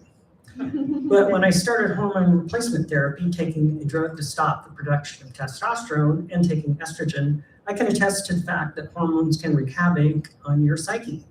I learned what some women go through when they are cycling and their hormones spike. When I was a kid, I would tease my sister when she hid out in her room and refused to come out when she was having her period. I now better understand what she might have been going through. It wasn't until later that I realized what testosterone had been doing to my brain. Not having it was such a relief for me. No more pounding sex drive and feeling of suppressed aggression. Women have a cycle, but as a man, it was relentless, nonstop sex drive. Something that I didn't fully realize until it stopped. I guess if that's all you feel, you don't know what it's like for it to be gone until it's gone. Perhaps that's the difference between men and women. For men, it's constant. For women, having a cycle means their perspective changes monthly. I think that gives women insights that men lack. Friends of mine who are female to male trans have told me several times how the constant drive from the testosterone was insane. It gave them a new perspective on why men would sometimes do or say anything to relieve the tension. Of course, all of this is a result of evolution. As a person of science, I understand that on a rational level, but living it gave me a greater depth of understanding. After I transitioned, I was lucky enough to stay friends with my ex-wife. We had split amicably and had vowed to remain friends. We met in college but had split over my gender issue. A few years later, after I graduated, she told me she was still in love with me. By then, she was a psychiatrist and presented me with a scientific paper how I could be cured by what is now called reparative therapy. She said if I agreed to undergo this therapy, she would marry me. Then she gave me her grandfather's wedding ring. At the time, I was desperate to be rid of what felt like a curse, and I agreed. After a few years, she saw that it wasn't going to work. She was disappointed but cool about it, mostly. We stayed friends. I was open to staying together, but she couldn't do it. I like to joke that she was just nitpicking. So what if I want to get sex change? What's the big deal? Pinky, pinky, pinky. She liked oral anyway. Who doesn't? After a few years, I like to joke. Sorry. I'm joking, of course, but her mom, whom I love, told her she was nitpicking about it. I thought that was hilarious. Maybe it's a red flag when your husband gets along better with you than you and your mother do. At first, it was difficult for her to accept me as a woman, but over time she did, and it was amazing and sweet of her. I'll always love her on some level. A couple of years later, I completed my transition, and she and I went to Napa Valley together on a fun wine tasting tour. It was late summer's eve, and we were sitting on the veranda of our hotel room watching a beautiful Northern California sunset. And over a nice bottle of Pinot Noir, we talked. We talked like we never had before. She told me how there were times when I was a dude and we had sex. She felt like I was kind of raping her. She assured me she knew that wasn't what it was, but just the feeling that sometimes I was too, and she trailed off. I understood what she was saying. As difficult as it was to talk about, I got it. And I had to admit there were times when I felt that way, how I wanted to dominate her sexually. Or maybe it was more of a power thing. I told her how now, as female, having been on the receiving end of it, I understood it better. Then she said something that blew me away, how sometimes she kind of liked it, being dominated. And I had to admit, there was an aspect to being sort of overpowered at times, felt very sexy to me. It was a complicated conversation. We went back and forth about our feelings. She asked me what it was like to be a man in that position. It was something I'd never really thought about deeply, let alone talked about. I explained how I remembered on test run how the drive felt. I also gently reminded her that part of the reparative therapy I underwent involved taking extra testosterone. She admitted that I was more aggressive under that stuff. And part of what made her fall in love with me originally was how sweet and gentle I was. She apologized for asking me to go through that, which was so cool of her. I told her it wasn't her fault. I agreed to it and hoped, probably more than her, that it would work. And honestly, there were other things like socialization. I can't blame all on hormones. It was me. I needed to take responsibility for my insensitivity. I'm not saying all men are rapists by any means, but there's a dynamic that I understand more clearly now, having lived both sides. Not just sexually, but complex gender dynamics in general, like in the workplace, professionally, various social aspects. It was an amazing discussion I'll never forget. Later, I thought how I wished I could have talked to her like that when I was male. It made me wonder if I had been a better man, it might have been easier for her to accept me as a woman. I never had the nerve to ask her that, but I'm sure she would have given me the polite answer. I like to think my transition experience made me a better person. I'm pretty sure had I not gone through it, I probably would have ended up being an asshole. I think going through it made me more empathetic, kind, loving, and understanding. Later that night, she told me that my transition turned out better than she anticipated, and she thought I looked really good. That made me so happy. So sweet of her to say that. Full disclosure, that evening, we tested the water, so to speak, to see whether something sexual might work between us. We both laughed about it later. I guess we both wanted a man. Our relationship started out as a friendship, and somewhere along the way, we confused that with love, which when you think about it, it's not that hard to do when you love someone as a friend and you're both wanting. Later, she married a very nice gentleman, and I was happy she found someone who was kind and sensitive. When she got engaged, I offered to return her grandfather's ring if she wanted to give it to her fiancé. She said no, she wanted me to keep it. A few years later, when I was engaged to Tom, she told me it would be all right if I gave him the ring. But I said no, it stays in the vault. It will always be there for you if you ever want it.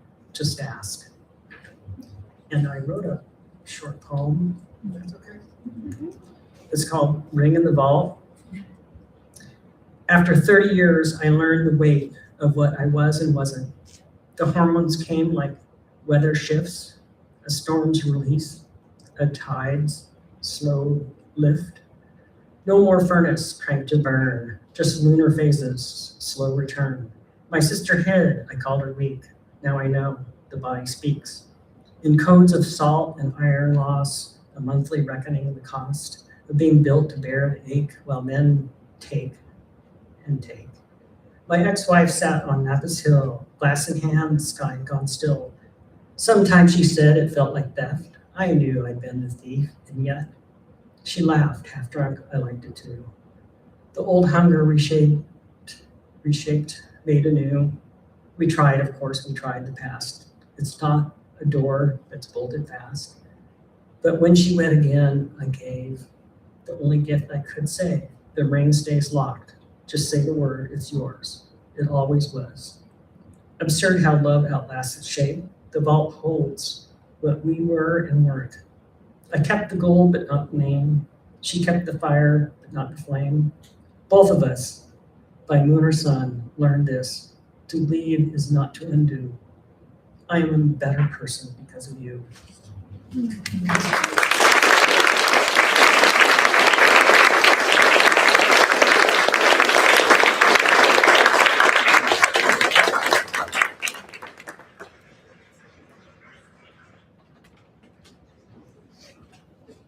Thank you so much, Donna. Donna, I hope that your memoir, You Guys Out in the World. I think the world needs it. You're such a great storyteller, and your story is so interesting, and you tell us so well. So thank you so much for sharing that with us, being vulnerable where others might not. And it's really great to have you be a part of our community, and I really love your writing and hope to have you up here again soon. That was excellent. So it is now going to be time to highlight again our live magazine aspect. I understand there's some joy about Eugene over here, and yeah, all right, let's get it done. This is going to be Jessica Cagle-Faber. Briefly, I do want to mention that Katrina, myself, and Jessica, and also Penny, who's here, all graduated from Goddard College with our MFAs. And really that experience getting that MFA and meeting those people and many others inspired this event. Being able to come together in this salon format is such an amazing experience there, and has been an amazing experience here. I remember thinking then it would be cool to do this someday at the Hugo House. So here we are. And now for Jessica Cagle-Faber. Jessica Cagle-Faber writes literary fiction and thinks of herself primarily as a storyteller. Born and raised in LA, she learned Spanglish early and spoke it to her grandma and aunt's dismay. She tells story about heritage, magic, and culture through the lens of family. She lives in Emerald Green, Eugene now, where she never uses an umbrella like a real Oregonian. Please welcome to the screen, Jessica Cagle-Faber.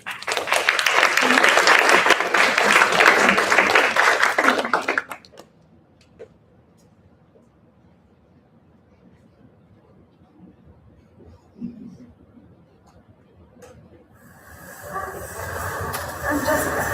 You might have known me 2 other times over the collections. If not, I'm writing a novel. I've been writing a novel for a while.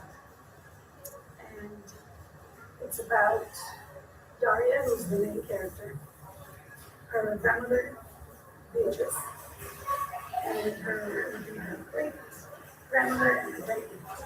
And there is a dream between them. I guess I'm telling you that to know it's not. 2 years had passed since her grandma's death, and the pain felt very new sometimes.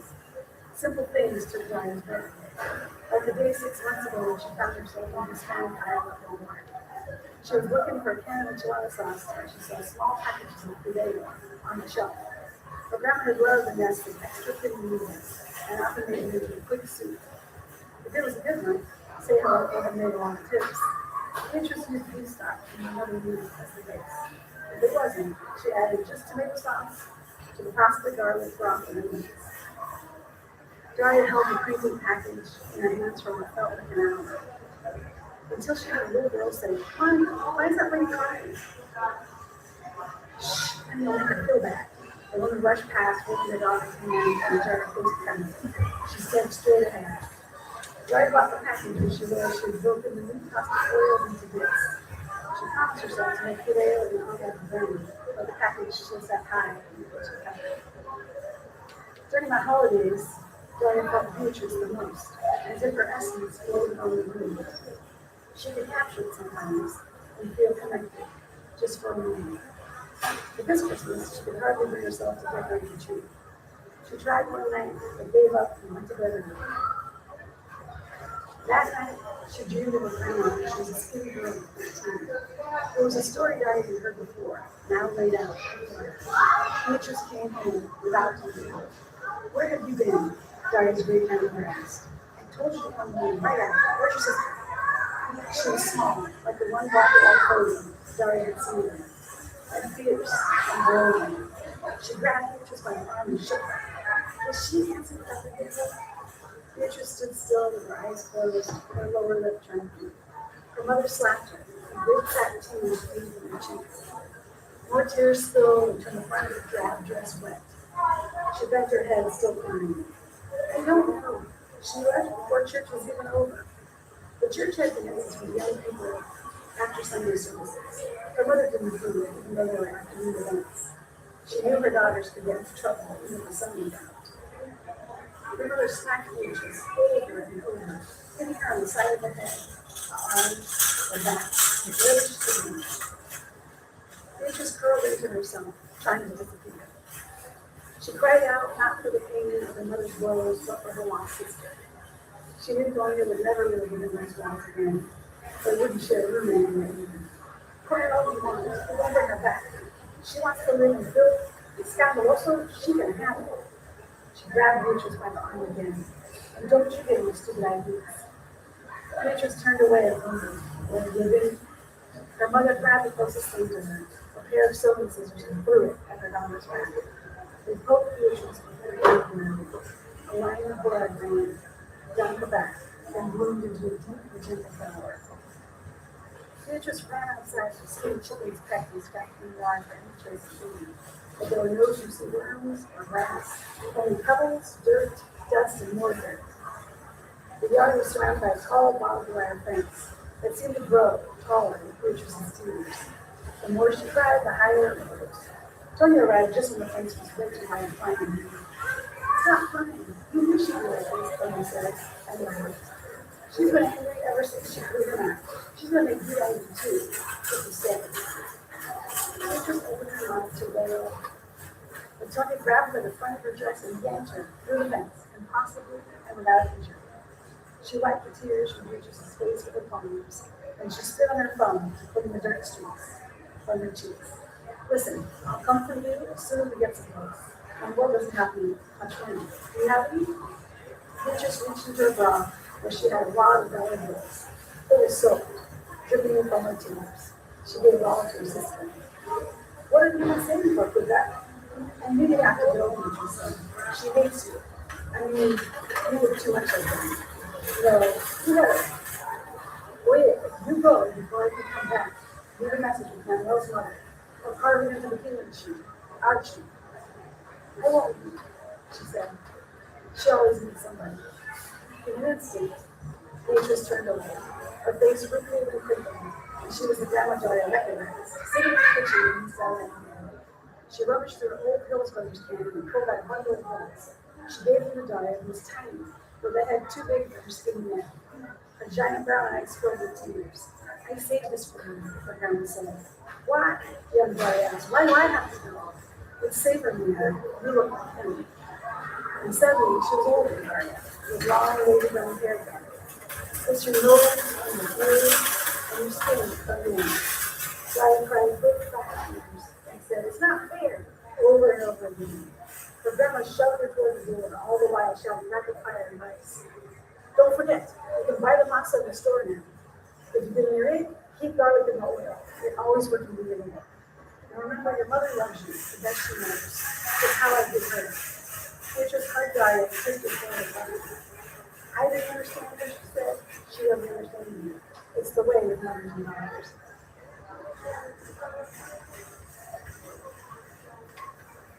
Beatrice buttoned Daya's jacket and pushed her out the door. Remember, you're never alone.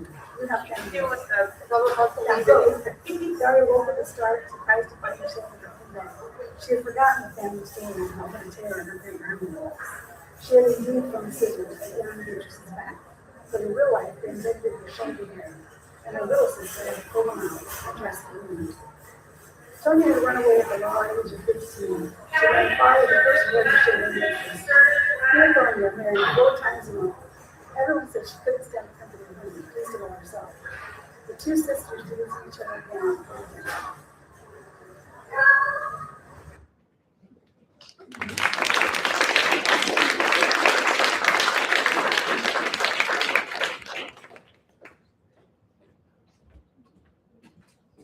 Have you been to that wig cup? Yeah. That's so great. If you knew Jessica as well as I, you would know that that's just like her to read something so serious in such an absurd place. Really enjoyed that. I've been writing alongside her for many years, and we've been kind of trying to work out our novels kind of together. It's really nice to hear a little bit of Daria's story here tonight. So thank you, Jessica, if you're on the live stream. Thank you for being here. If not, see you later. I'm going to bring up our last live reader of the night. This is Juno Danielson. Juno Danielson, she is a multidisciplinary artist, educator, promising counselor, and musician. They find inspiration in things old as the hills and new as song. They explore endless transitions and attempt to illustrate and expand each passing moment of them. The beginningness of death is the wool with which they spin each ball of yarn. It is sacred to fold the holy into the simple and to unearth the glow of each moment, be it dull and painful or joyful. Creation is the way that they weave those moments together and survive the inevitable fraying of that effort. Please welcome Juno Danielson.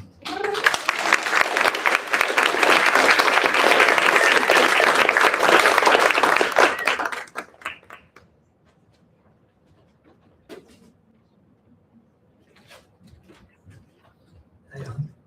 I feel so grateful to be here. This is a poem that was written out of survival. I was a caregiver for a man with Parkinsonian dementia for about 2 years, and the way my role for him transitioned through that time was, it touches me to this day. I sort of started as an executive assistant. His wife had just passed, and so I was also a friend. It moved more into like what you would think of with a caregiver. And near the end of his life, I was deaf dual, so I interacted mostly with his family and with him, with his body. And during the time that I was working, 18 hours, 48 hours, 96 hours, dealing with this poem was able to come out. It's untitled.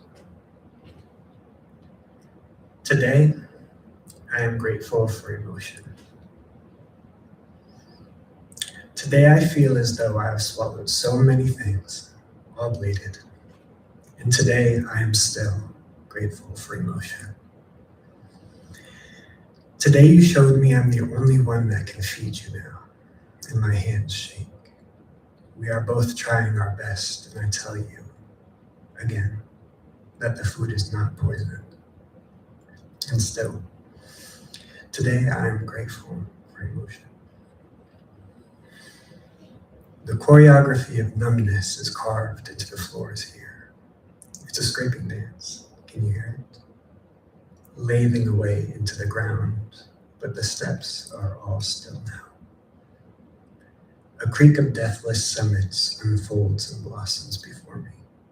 I've got to learn the habits of the alpine flower stems, and I bless them as I hop on by and sing my song to watch each honeyed lilt reel around the dunes, zipping amidst the new growth fizzle and shine. These newborn stars hold each moment of the floor's curves in clarified awe. The way the wood thrums back tells me it misses the past, how my hips dissolved into the cracks, and how I let them sip me up. I lean in close to the pools, nestled at the foot of each hillside, links rewritten through ancient repetition, and I can hear a warbled, thirsty din through it all. I believe it's a hymn. Settlement is a panacea. Come into the lilac, come in. I can't wait until I see you, so I pray, come in. It's another day, and I spirit along the hilltops anew. My steps inscribe runes among the same flowers now, crushing silt-heavy soil beneath my toes. Juvenile brooks unravel themselves, and I tumble after them through the clouds, falling down upon the lake's cheek, a happy rolling tear. I hear her song once more, and I hum the little tune. So I pray, come in. The sunlight broke early today, and my reflection is clearer. I can see farther, and the clouds have stretched up high. I breathe less and hear more. I am grateful for my senses today. Is it a lure of sensation that will sink me? I find my ankles in water's open mouth, but her teeth are rounded and many, the smile of a friend. The sunset weaves shadows from the scrub. This is my favorite thing to read now. They shroud towering trees, each of their plums a line break in the story that I just can't seem to understand. My confused laugh shakes the leaves. The thump of the falling fruit only makes me laugh harder.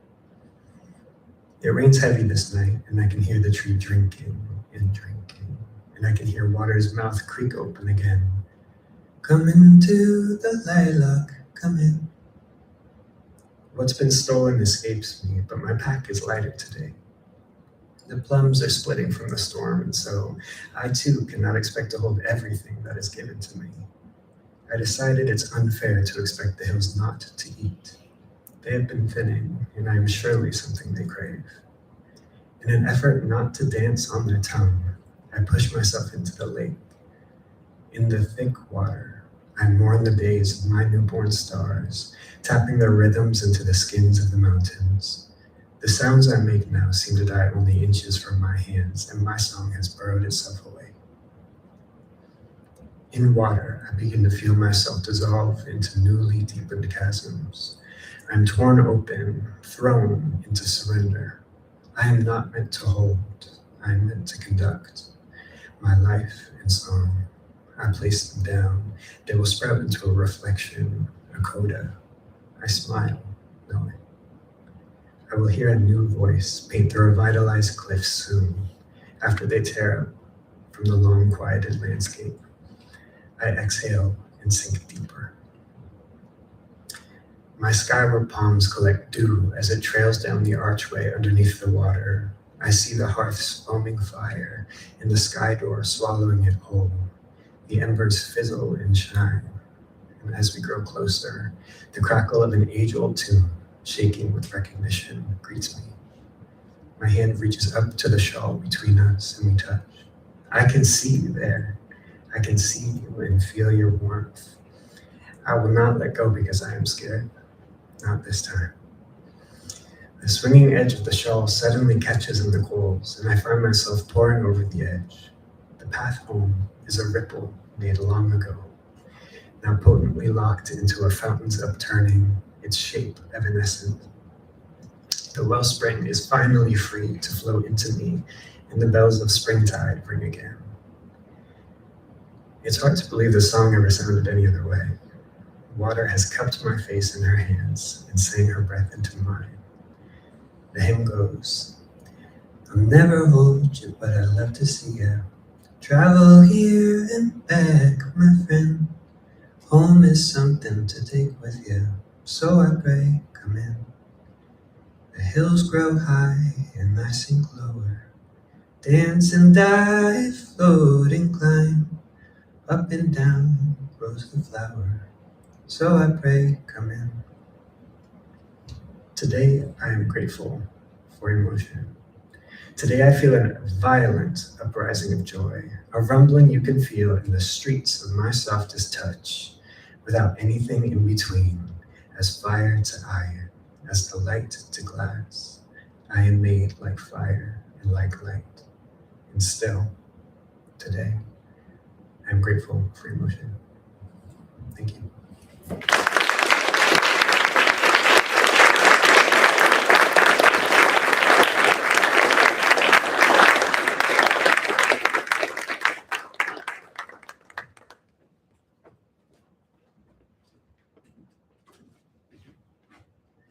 Thank you so much for that, Jenna. I had no idea it's such a beautiful singing voice. It's a really nice thing to learn about you tonight. I don't think I've heard an elegy that puts grief and joy so close together before. That was quite brilliantly done, and we appreciate that. I'll speak for myself, but I think I can speak for all of us on that one. So thank you so much, Juno. Nice to see you. Nice to hear your work. That does conclude our live readers tonight. Other than myself, I am going to finish things off with a poem of my own. I've been, for a while, creating poems out of collages, and I'm really excited that I'm going to have an opportunity to teach that skill coming up in September. I'll be sure to post more about that so that you'll know if you want to be a part of it. By the way, if you haven't already been to our webpage, it's another thing you can do there is get on our mailing list if you're not already on it. so that you can know when things are coming. Although it's the first Wednesday of every month, 6 o'clock, 6:30 show. So this one I wrote shortly after the Supreme Court decided to overrule Roe versus Wade, because I did not like that when they did that. His poem is called All of Her, a baby in a bath, a child in a flood.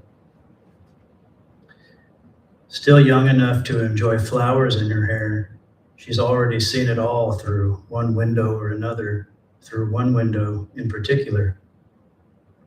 The dangers of morphing into a tree, the escape of it, contemplating an early departure as the floodwaters rise, marketing eggs from chickens with more freedom than migrants, high and constant alert due to lack of education around consent, incongruent and gender-specific ethos and laws around partial nudity, questions, suspicions, and norms around white picket fences, little white lies masquerading as politics, whiteness, and a constant pounding rain against her window that overflows the sewers just when she needs them the most. She's seen torn off ends, doubling as censorship, information stripped from her body like clothing, and like her clothing, it's what she needs most in this downpour, in the face of injustice as seen through the lollipop lens of a well-timed window, still sucking, despite all the evidence, as they congregate. To conspire, to rid themselves of the responsibility of raising a child, disposed of autonomy, drop the child in the rising river, shrug off her liberties, forego her agency and identity. She, after all, does not belong to herself, but to the system, and the system is designed to eat her alive, dispossess itself of her remains before she can say a word against it. A snake coiled in revolution, she whispers, "I'm not treading on you, sweetie," into ears that refuse to listen. These windows are open, these windows are closed. These windows are meant to be broken. These windows are meant to be left alone.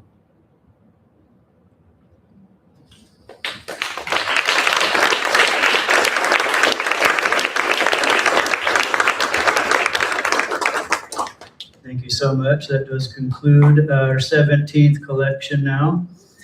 We'll wait for the next slide to come up for a preview of our 18th collection. That'll be September 2nd, the first Wednesday of September. Doug Reed will be reading. He's here tonight. Bill Hollins will be reading, and he's also here tonight. Neva Stanishkova will be reading, and she is also here tonight. Kevin Kraft is not here tonight, but I'm really excited to have him here. He was a longtime editor of Poetry Northwest, and it's really cool that he's going to be coming back. Libby Lagerwell is here tonight, and she'll be here reading. Lizette Austin will be making a debut. I'm excited to meet her. And we'll have some more video readings from Eliel Lucero out of Brooklyn. And Ian Nagoski will be reading from, I think, somewhere in Colorado. I got to double check. But I'm excited about that as well. And I hope some of you are here. And if not, maybe we'll see you in October or around town. And thank you so much for being here tonight.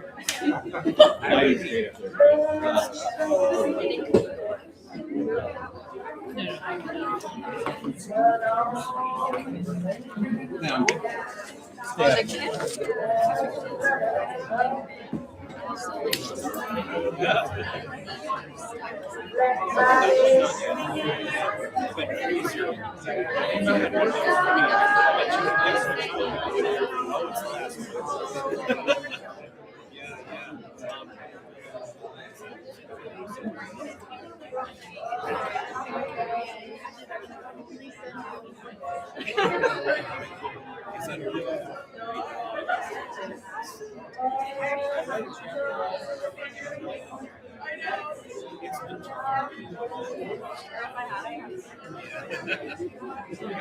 now.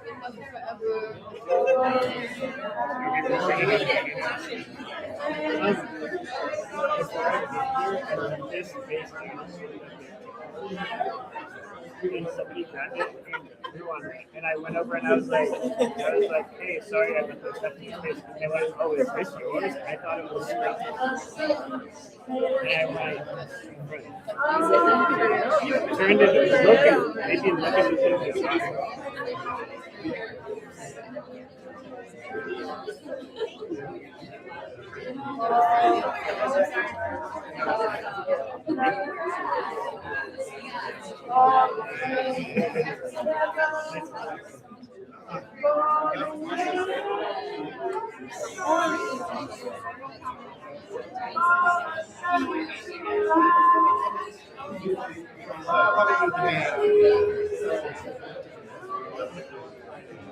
Well, we'll see. I know I'm not a deal with it there, yeah.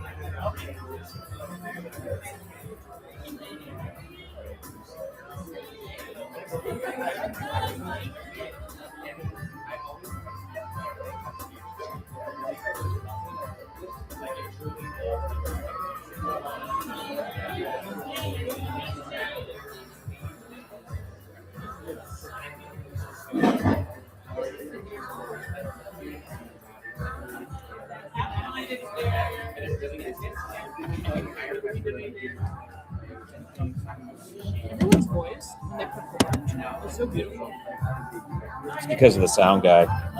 So used to. Is that going across the live stream?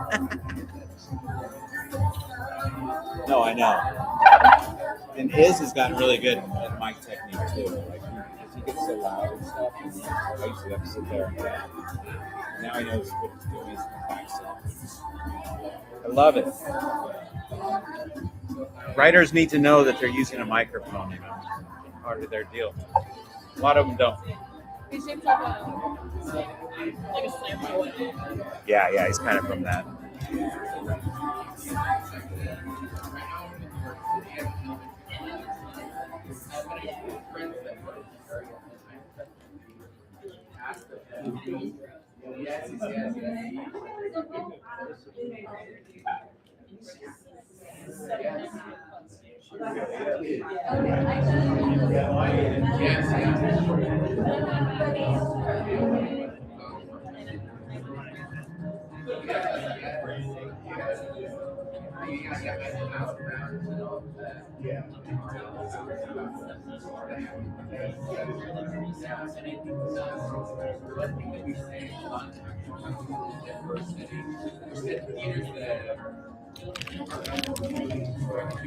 Oh shoot, it's still going.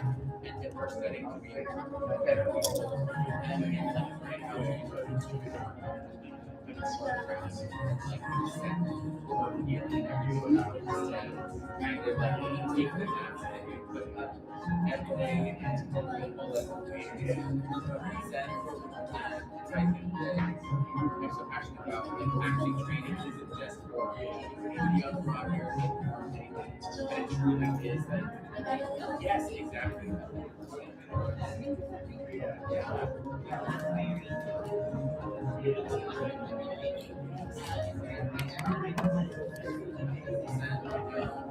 And this is so interesting. I was thinking about it. Gosh, this is so cool. We're looking at the I was trying to help it. I was trying to help it. Good. Broke Guinness Book of World Records.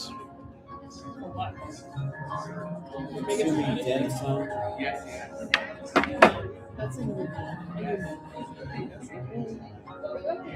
Like literally. They had a competition. They had a table, like a series of tables like this going all the way down the street. Right where I live. All the way up the street. Guy from Guinness.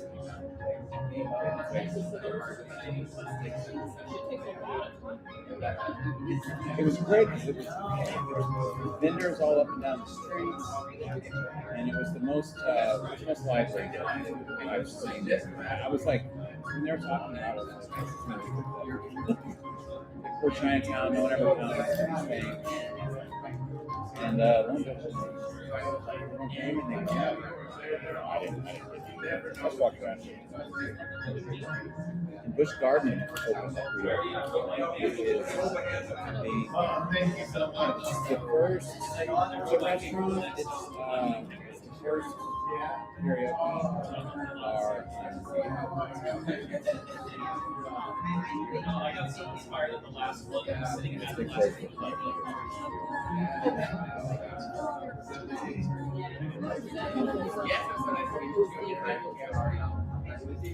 I got a new spot. I haven't been there yet. Ribbon. I get okay when we go together.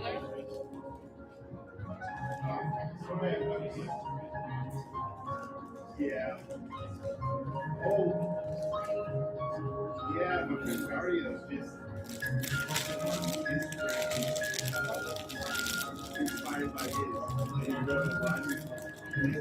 Okay,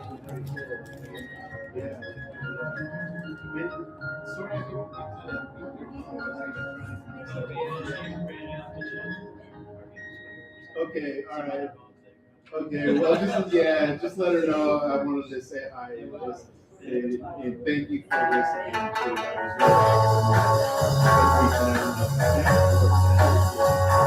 what you do here, what everyone does here is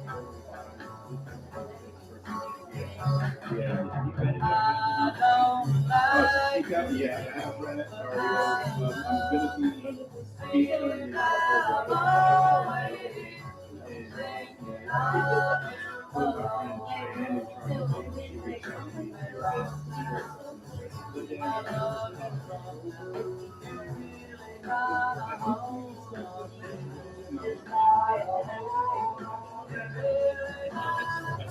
yeah.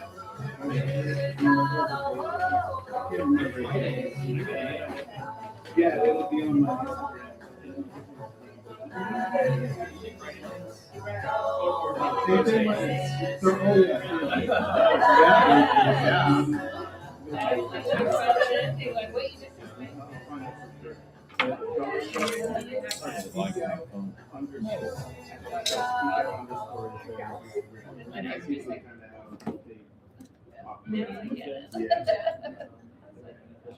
Oh yeah, okay. That's what the kids call it. Yeah. I for the longest time I didn't do it. I was like, it's just too much hassle, but it's just the way that people like. People that connect with each other, like they see your work. Yeah, if I leave the summer open, usually people will reach out to me, and that's why I try to keep my summer open. So when I was like, of course, like it seems to happen like this last year. My July was really open, and it was the busiest month I had all the way next year. So anyway. I'll tell Alex and Brian. Oh, thank you so much. Thank you. Yep. Left and right. Yeah. You're welcome. Okay. Jeff, you had a back and pleasure. You really good. Oh, thank you so much. Yeah. Yeah. Thank you so much for that. That was like this.